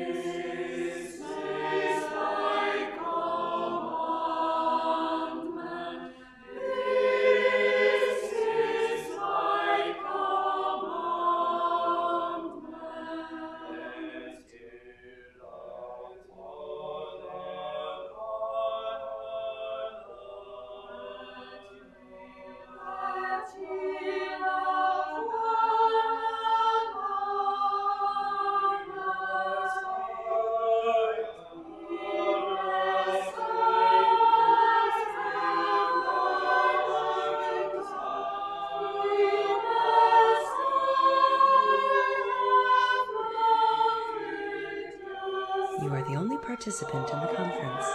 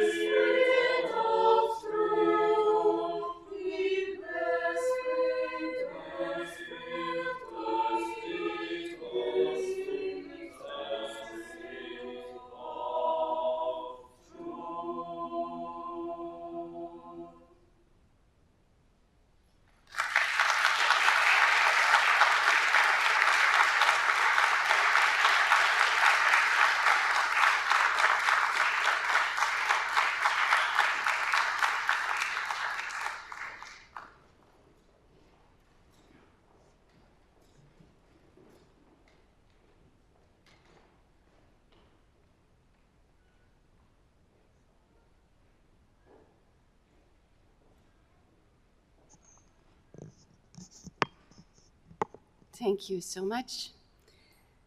It is then time for a word of thanks by the university. And to who else can we better give the word than to Honorary Rector Professor Mark Vervenne, not only our former rector, also our former dean, and our colleague in biblical sciences. So I gladly invite Professor Vervenne to take the floor.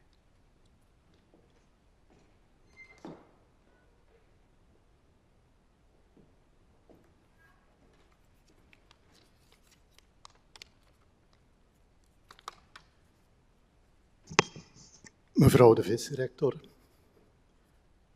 Monseigneur Bonny, mevrouw de decaan, monsieur le doyen, geachte professor Bieringer, beste Reimund, sehr geehrte Familie Bieringer, vrouw Bieringer, collega's, studenten en oud-studenten van professor Bieringer,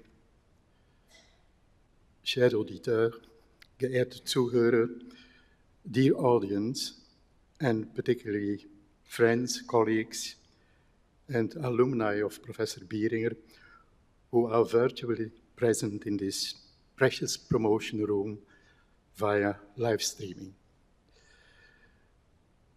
It is a great honor and pleasure for me to address you, to express our gratitude on behalf of the university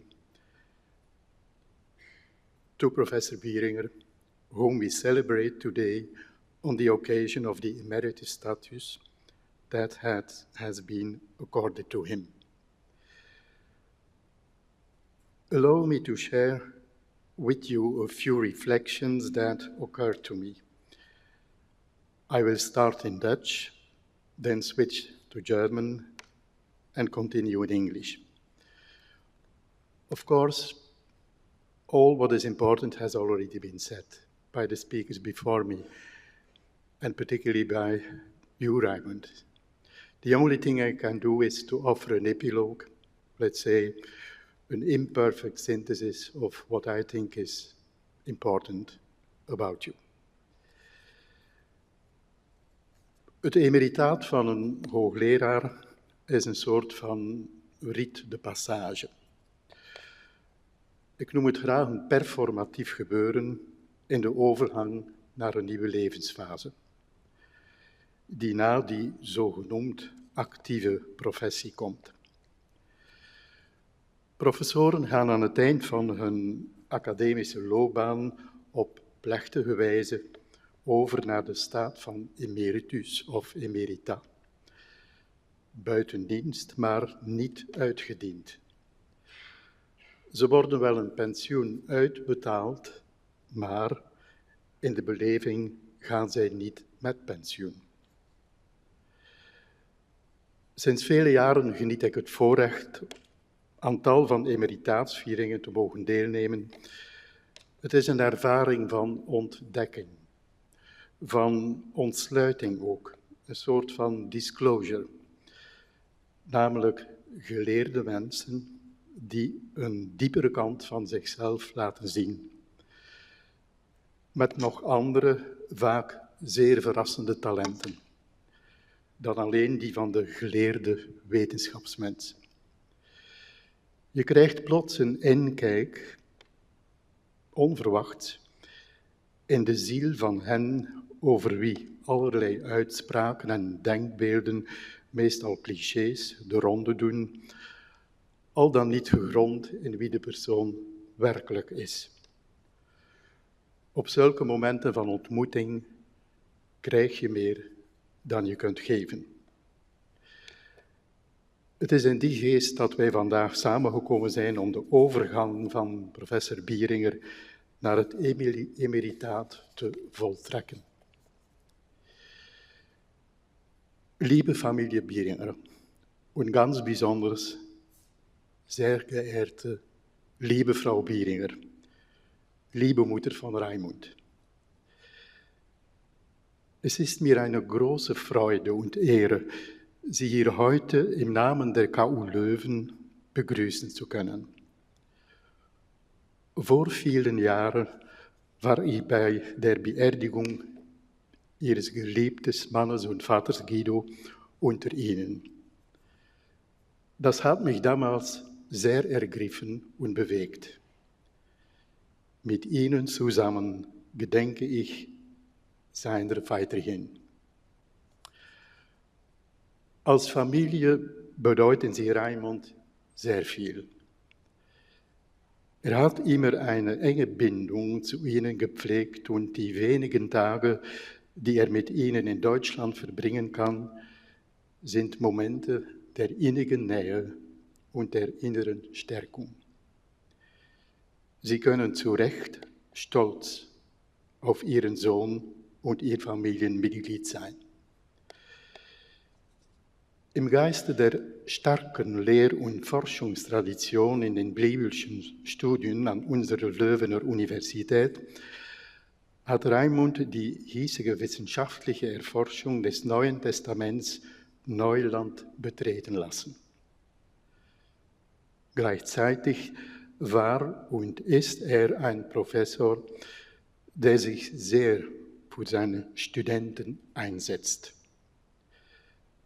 Er betrachtet die Fakultät und die Universität als Orte der Bildung, einschließlich der spirituellen und seelsorgerischen Ausbildung der Studenten und Mitglieder der Universitätsgemeinschaft. Reimund hat sich in den vergangenen Jahren mit Leib und Seele für unsere Universität eingesetzt. Dafür sind wir ihm sehr dankbar. Möge diese Dankbarkeit auch auf Sie ausstrahlen, liebe Familie. Und welch ein besonderer Moment ist es, Reimunds Übergang zur allerdings und glücklicherweise noch sehr aktiven Emeritierung mit uns feiern zu können. Het emeritaat van professor Bieringer is voor mij bijzonder. Ik sta hier dan wel namens de universiteit, in naam van rector zelfs, maar dan niet om een louter formeel dankwoord uit te spreken. In de voorbije meer dan 30 jaar is een band tussen ons gegroeid die de professionele academische relatie overstijgt. We hebben nooit samen op de banken gezeten, ik ben iets ouder, maar wel zijn we in dezelfde Leuvense theologische en exegetische biotoop gevormd, grootgebracht. En ik verwijs naar de professoren Nering, Wellaert, Brekelmans, Walraven, Janssens, Lust en zoveel anderen. Samen mochten we ons engageren voor faculteit en universiteit. U sinds uw benoeming in 1990 en ik vanaf 1987. We hebben samen met ingezette collega's de grote evoluties mogen meemaken in meerdere betekenissen. Evoluties die de faculteit en haar onderwijs- en onderzoeksprogramma's hebben ondergaan in een veranderende maatschappelijke omgeving die hier in België razendsnel is geseculariseerd. Generaties van studenten komen en gaan. Die studenten veranderen ook. In toenemende mate heeft de faculteit ingezet op het theologisch vormen van studenten die al een opleidingsachtergrond hebben, het zij in de theologie en religieswetenschap, het zij op een ander vakgebied. En bovenal met enige levenservaring.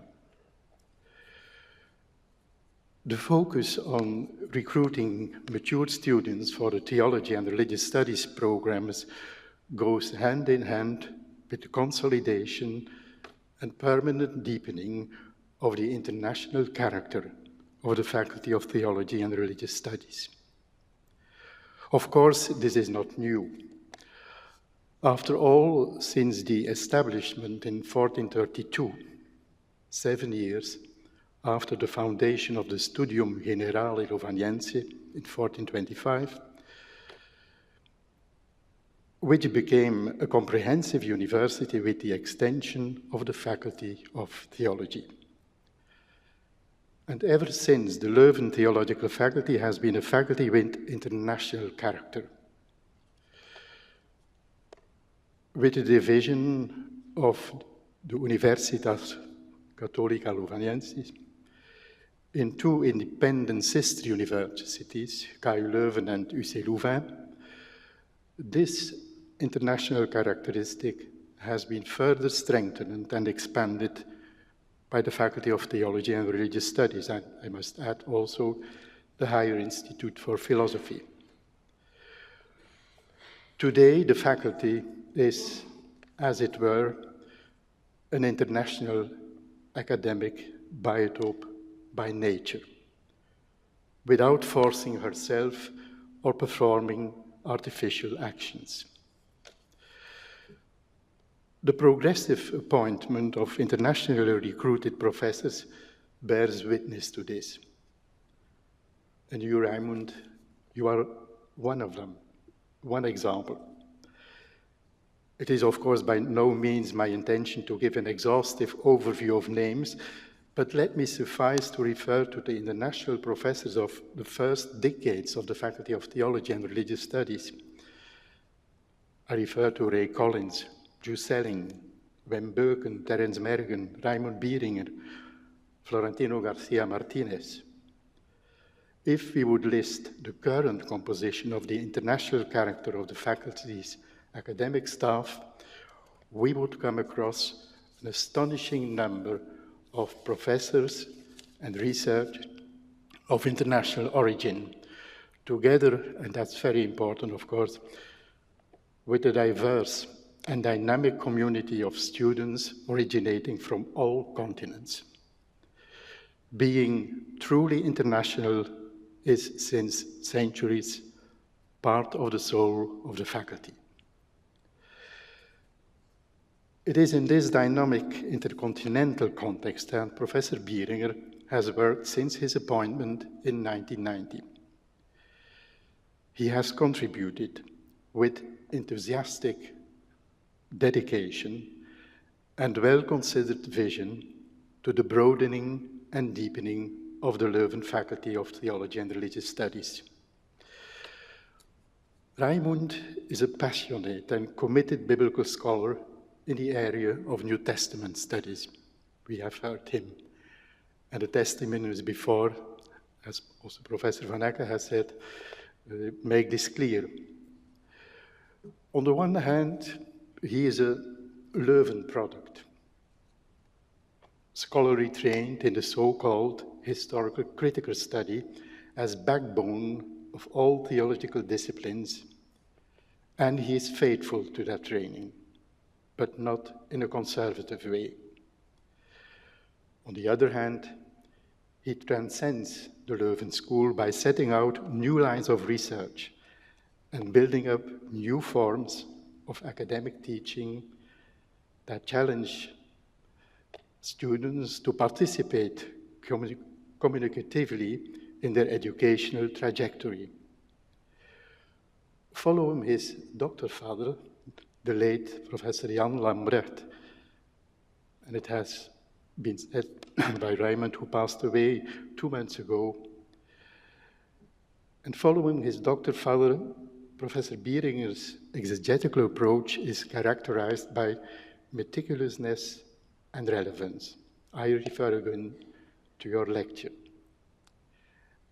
And by this I mean critical exegesis must matter. To put it differently, and I am paraphrasing the titles of two challenging articles by David Kleins of Sheffield University, published over 30 years ago, on the Bible books of Job and the Song of Songs.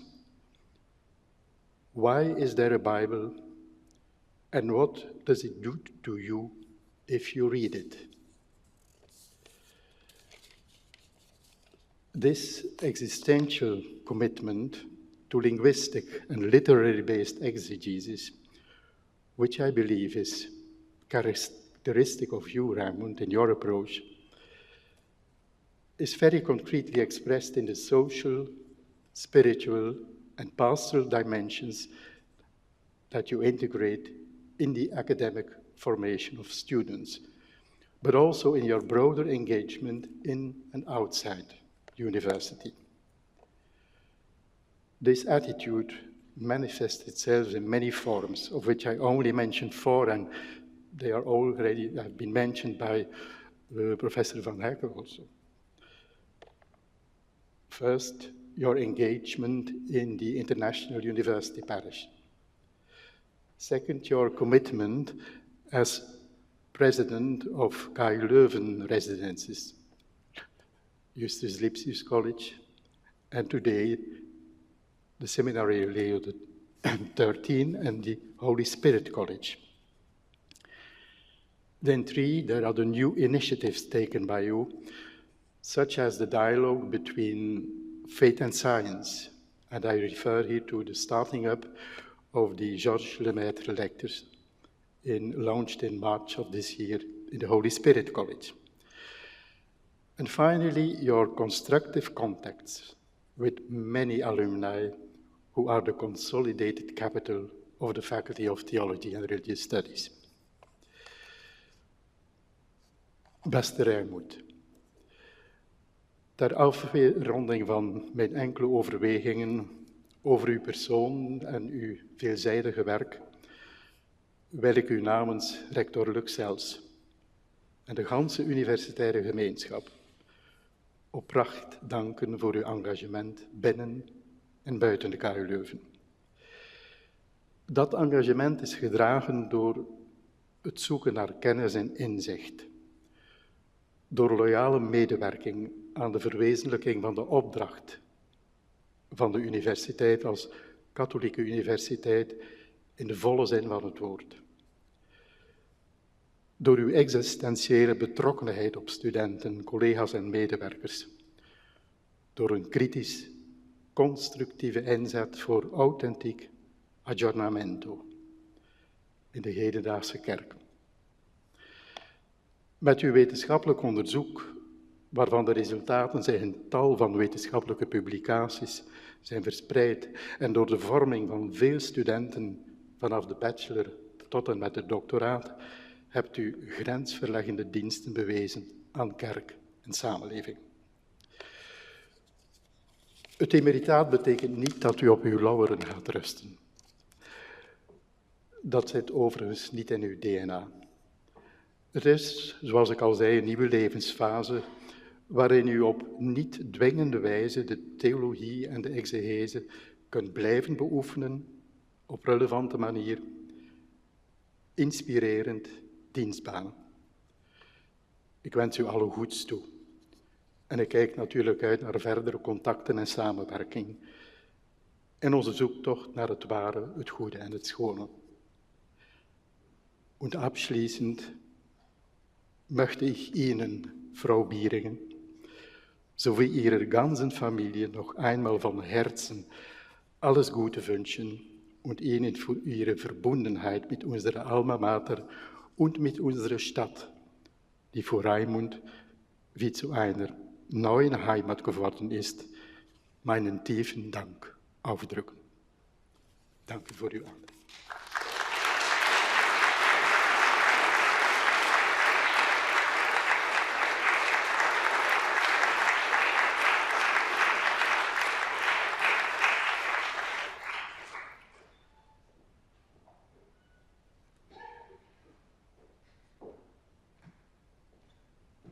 Hartelijk dank voor deze mooie, diepe woorden. En we hebben er al heel wat gehoord, woorden van dankbaarheid, veel dankbaarheid en veel woorden. Dus ik denk dat het na die woorden ook tijd is voor iets anders, want onze realiteit bestaat ook uit materialiteit. En daarom geef ik graag het woord aan professor Dominika Korek en professor Malloy Pita om die woorden in iets tastbaar te vertalen en u een geschenk aan te bieden.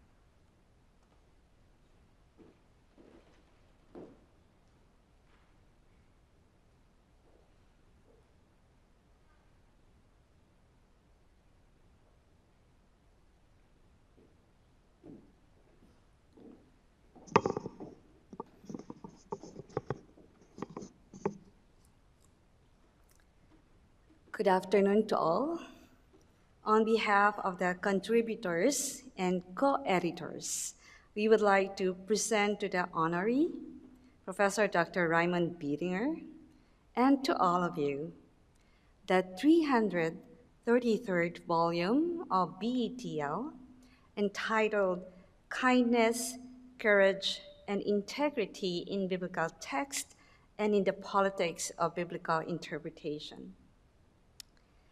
This gift from Reimund, Emeritus Celebration, starts with a special cover entitled Fliegende Bauer, painted in 1982 by the honoree's younger brother, Matthias Bieringer. We are grateful for Matthias's generosity and permission to use this artwork as a cover depicting the honoree's own context in Saarland, Germany, and symbolizing his vocation and mission as a biblical scholar. The focus is on the planter, who represents and prepares the fecund land for planting with the help of the 2 draft horses, representing efforts for personal and other focused flourishing in the hope of a bountiful harvest. Given the many branches in biblical scholarship to which Reimund has contributed, a metaphor from Paul's first letter to the Corinthians comes to mind. I planted, Apollos watered, but God gave the growth. 1 Corinthians 3:6. As an accomplished exegete and minister of the biblical text, the revelatory word of God for many, Bieringer has been a faithful planter just like St. Paul. His substantial contribution to biblical studies cannot be fully encompassed by the modest attempts that we have in this book.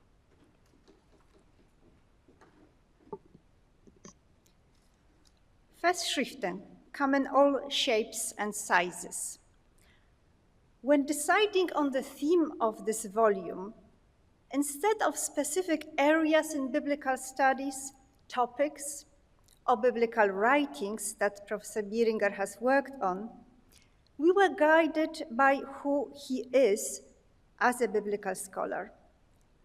While there are multiple qualities that characterize Reimund as a scholar, and a human being, that's also important, we have limited it to 3, which we think everyone who has been fortunate enough to encounter and interact with the honoree will agree on: kindness, courage, and integrity. To limit the volume to how these 3 qualities feature in biblical texts would be to ignore the importance of biblical hermeneutics, that is, questions regarding the interpreter, the interpretive process, and results, and their impact on communities, to Professor Bieringer. His scholarship is characterized by exemplary attention to detail and philological precision, but also a profound concern for broader hermeneutical and ethical issues, as we have already seen. Hence, our decision to widen the scope and encourage contributors also to consider ethical questions related to biblical interpretation, and to query the role of kindness, courage, and integrity in the interpretive process and choices made by interpreters. In our introduction, we offer a brief account of the main points to consider in relation to courage, kindness, and integrity, with reference both to contemporary definitions and ancient discussions and usage. This was important given the complexities involved in dealing with these qualities. None of them have true semantic equivalents in biblical Hebrew or Greek. And when we, for example, translate Andrea as courage, the sense of the virtue originally associated with 3 Greek men and the battlefield gets lost. Similarly, when the Hebrew hesed is translated as loving kindness, the context of hierarchical relationships, where one party has the freedom to respond to the other's needs, cannot be conveyed in English. But to complicate matters even further, and for biblical scholars, matters are never straightforward, the use of these terms in contemporary English is not unequivocal either. For example, courage is often understood as absence, or mastery of fear, or willingness to take risks. Yet, these can also be manifested in the pursuit of unethical ends. Would we characterize as courageous extremist Islamist militants or Russian soldiers invading a neighboring country, even if they are willing to take risks and manage to overcome fear? As for another aspect of ancient courage, both in the New Testament and contemporary biblical interpretation, the type of courage that is particularly prominent is parousia, boldness or frankness of speech. Yet, as opposed to Andrea, in antiquity, parousia was not valued by everyone and was not considered to be a virtue by Aristotle. The same is true of the contemporary world, and we would suggest academia in particular. Finally, there is not a single Greek, Hebrew, or Latin word that could be considered a conceptual equivalent for what 21st century speakers understand as integrity, even though the word comes from Latin. Hopefully, this will have encouraged you to at least read our introduction. There is more there.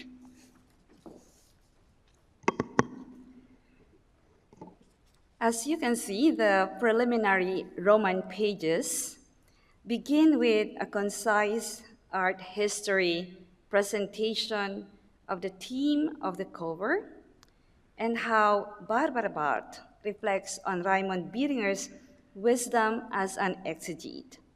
This is followed by our presentation of Reimund, the exegete, as a planter, where we zeroed in on how these two draft horses represent both his personal flourishing as a noted biblical scholar and leader in biblical academy, and other focused flourishing, particularly his contribution to teaching and pedagogy, his contribution to student supervision and promotion, administrative and pastoral service to the faculty and the university, as well as his service to the church.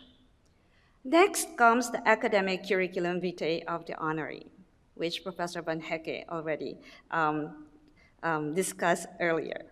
Afterwards, we have his select bibliography within the Biblical Academy, his scholarly publications geared towards public theologizing with a wider audience in print and digital audiovisual presentations.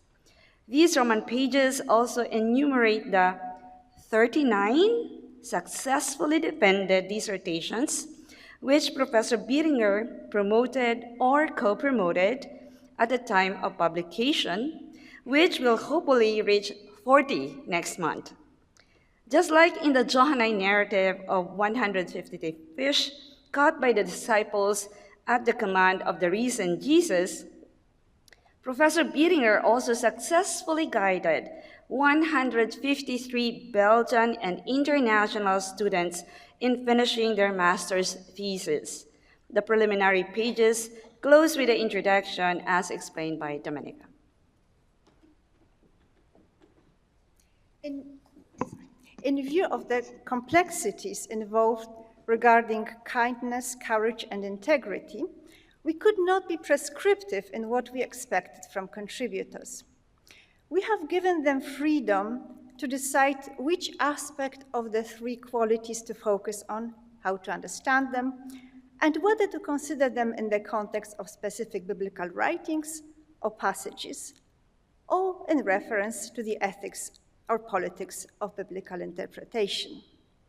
In the first part of our volume, we have included 5 papers which discuss select writings, corpora of writings, or contexts dealing with kindness and its various manifestations or its lack, and with courage, with a focus on parousia.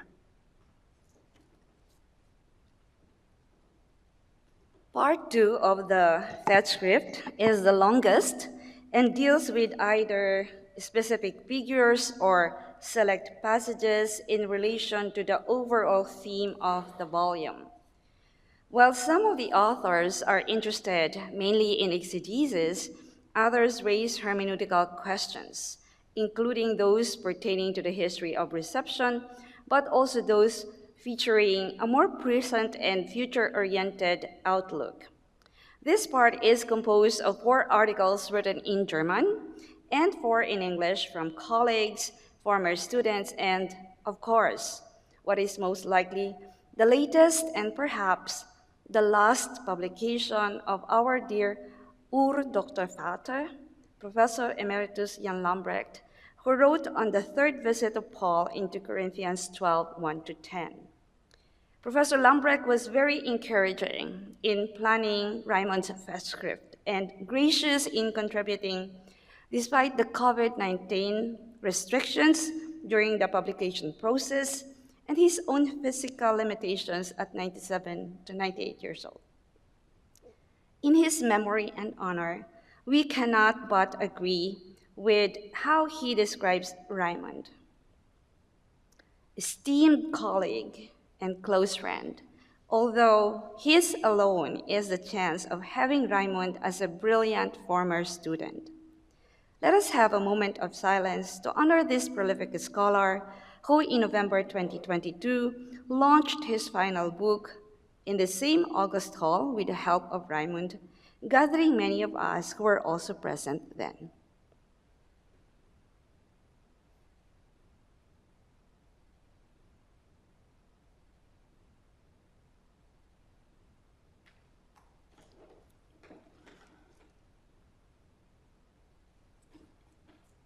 In the third and last part of the volume, we have gathered contributions which examine select hermeneutical and ethical issues in biblical interpretation. It consists of 6 papers, beginning with an essay considering ancient accusations of scriptural corruption, but then continuing with articles focusing more on the present context and challenges facing biblical scholarship and biblical interpretation more broadly in the present as well as the future.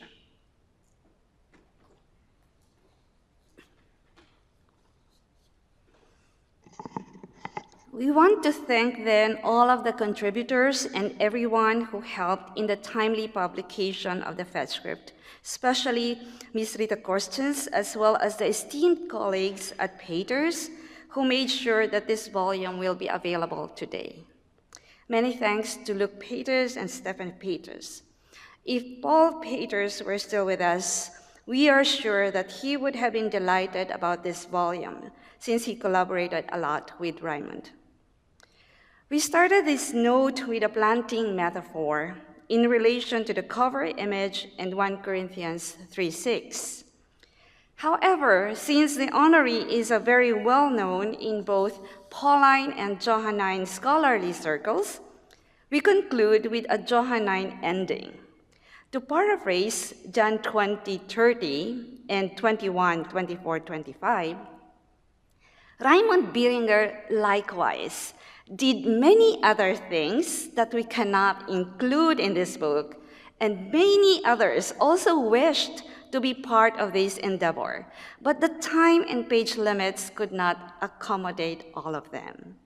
Thus, we also offered to him on his birthday and in his emeritus celebration a very special gift, a handwritten copy of the Gospel according to John by 65 international individuals and groups in more than 20 languages in both digital and physical compilation.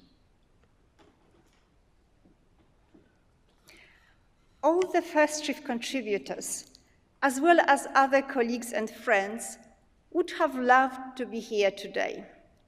Since this was not possible, as a small surprise for Reimund, we have managed to get video greetings from two of them.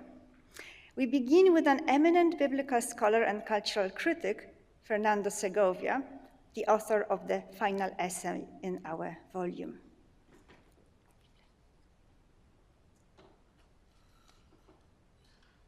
My dear Professor Bieringer, the reception of a Festschrift marks the culmination of an academic and intellectual life of distinction.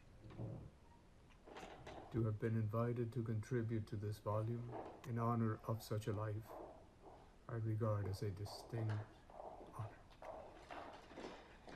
I should like to express my admiration for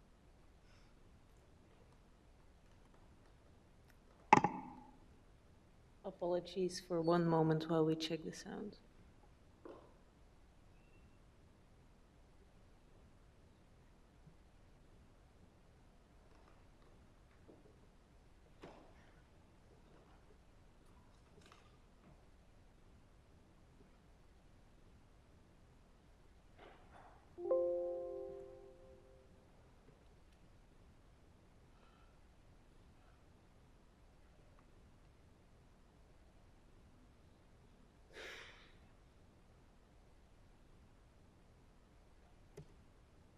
My dear Professor Bieringer, the reception of a Festschrift marks the culmination of an academic and intellectual life of distinction.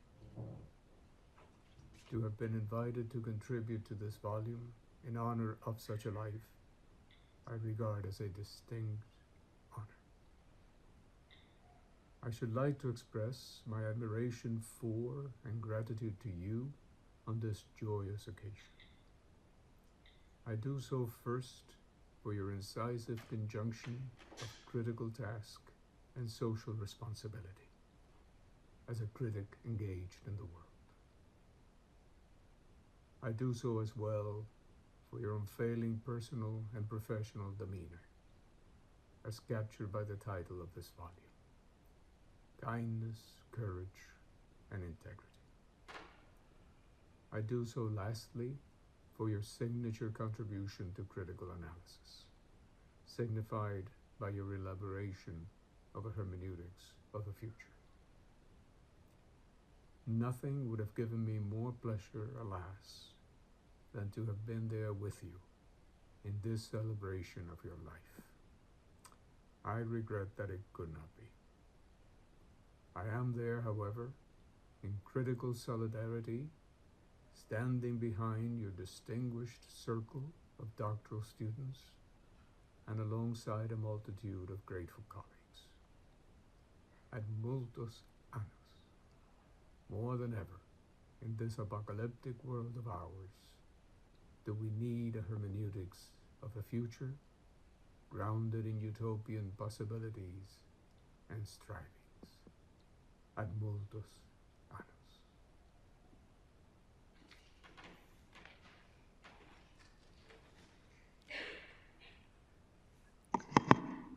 Despite the limits of geography and time, we also have a representative greeting from one of the former students of Professor Bieringer.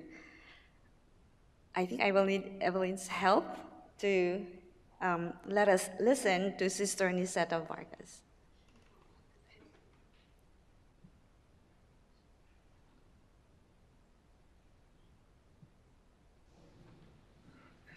Dear Professor Bieringer, may I greet you a happy birthday and a joyful Emeritus celebration.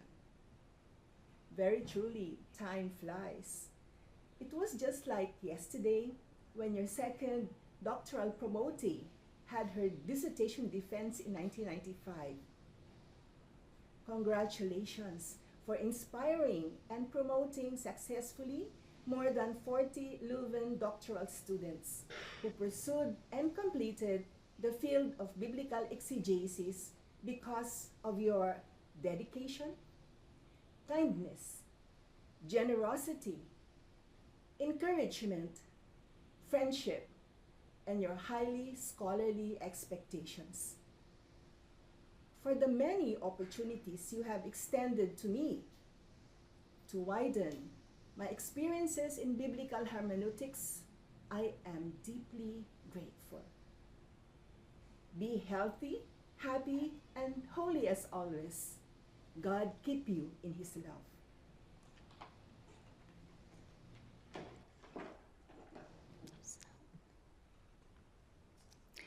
And finally, a recurring motif of today's event has been the ongoing atrocious war waged by Russia under the leadership of Vladimir Putin in Ukraine. We've already heard the Ukrainian anthem sung by the choir.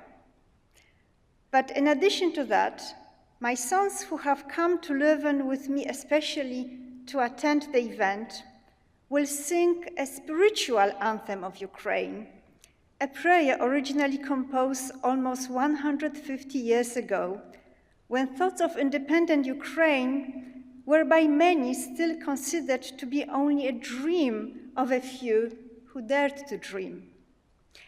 Now, when Ukraine's long-awaited independence, gained in 1991, is again threatened, especially for you, Reimund, here is Boże Veliki, sung by Nikodem and Emmanuel.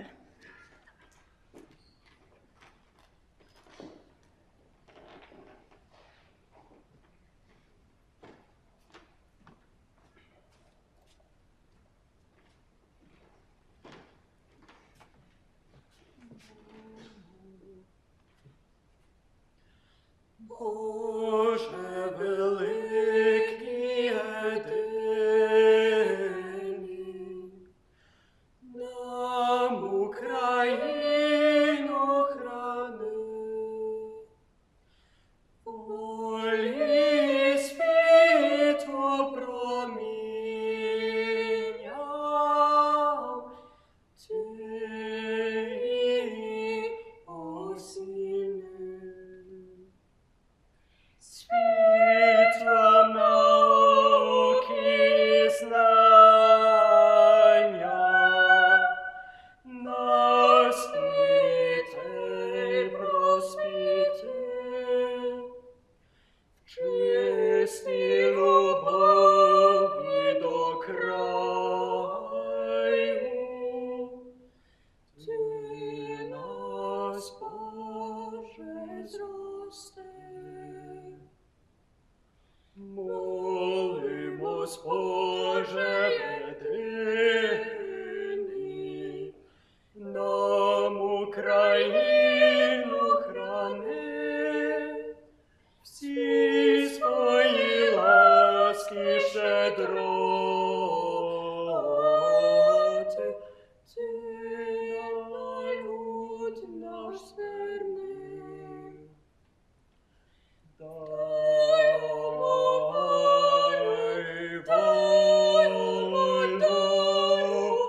дай світу, щастя, дай Боже народу і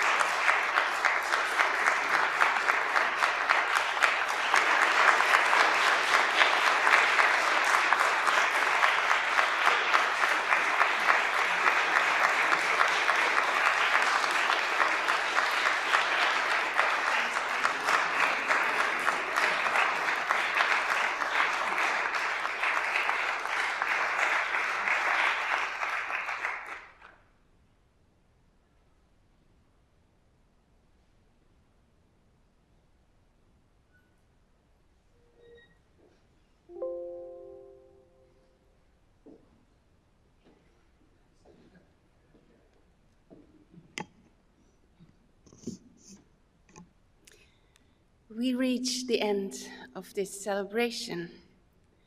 And it's difficult to summarize or to synthesize all that we have seen or what we have heard. We started with the impressive testimonial by Professor Marinovic in a message that Professor Bieringer wanted us to share in. We heard the impressive biography by Professor Van Ecke, a biography of Professor Bieringer for which we can only have lots of admiration. We listened to a wonderful lecture of Professor Bieringer himself on the most important message of the gospel, the greatest commandment, to live in love. We heard the words of praise and appreciation by our honorary rector, Mark Vervenne. And we finished by offering a present, the Festschrift in his honor, presented here. I do not have anything to add. I can only recall the words of my welcome, the pride as a dean to count Professor Bieringer among our staff, and the fostering of many moments of true and authentic sharing of concerns, plans, and especially the care for people as a colleague. And it continues in the JLC, in the Holy Spirit College, in the Seminary of Leo XIII, in the teaching. I'm asking myself whether anything changes at all. So thank you again for that. In short, I repeat the two words with which I began: joy and gratitude. Gratitude also to Mr. Ohim Cheng, our conductor, and the choir of our students. Gratitude to the co-editors of the Festschrift. Gratitude to Mrs. De Necker for all aspects of the organization today. Gratitude to all speakers today. And not in the least, or not at least, to you who are present here today. I invite you to celebrate that gratitude and to celebrate that joy in the reception that follows. But first, before we go to that Jubilee room, we can enjoy still another piece of music. In the final song, the choir sings a piece which is often sung as the concluding song in a Eucharistic service. The Lord bless you and keep you. It is most appropriate to sing it today, to thank for the blessings the Lord has given to and by Reimund, and to pray that God will continue to bless him and all of us gathered today. The piece was composed by the famous contemporary British composer John Rutter in 1981. One member of the choir, Anne White, also plays the piano and has been willing to study the accompaniment of this piece. We are, again, very thankful to Ohin and Anne and the entire choir to have added this special dimension to this academic session. I invite you to come here and to conclude this festive celebration session.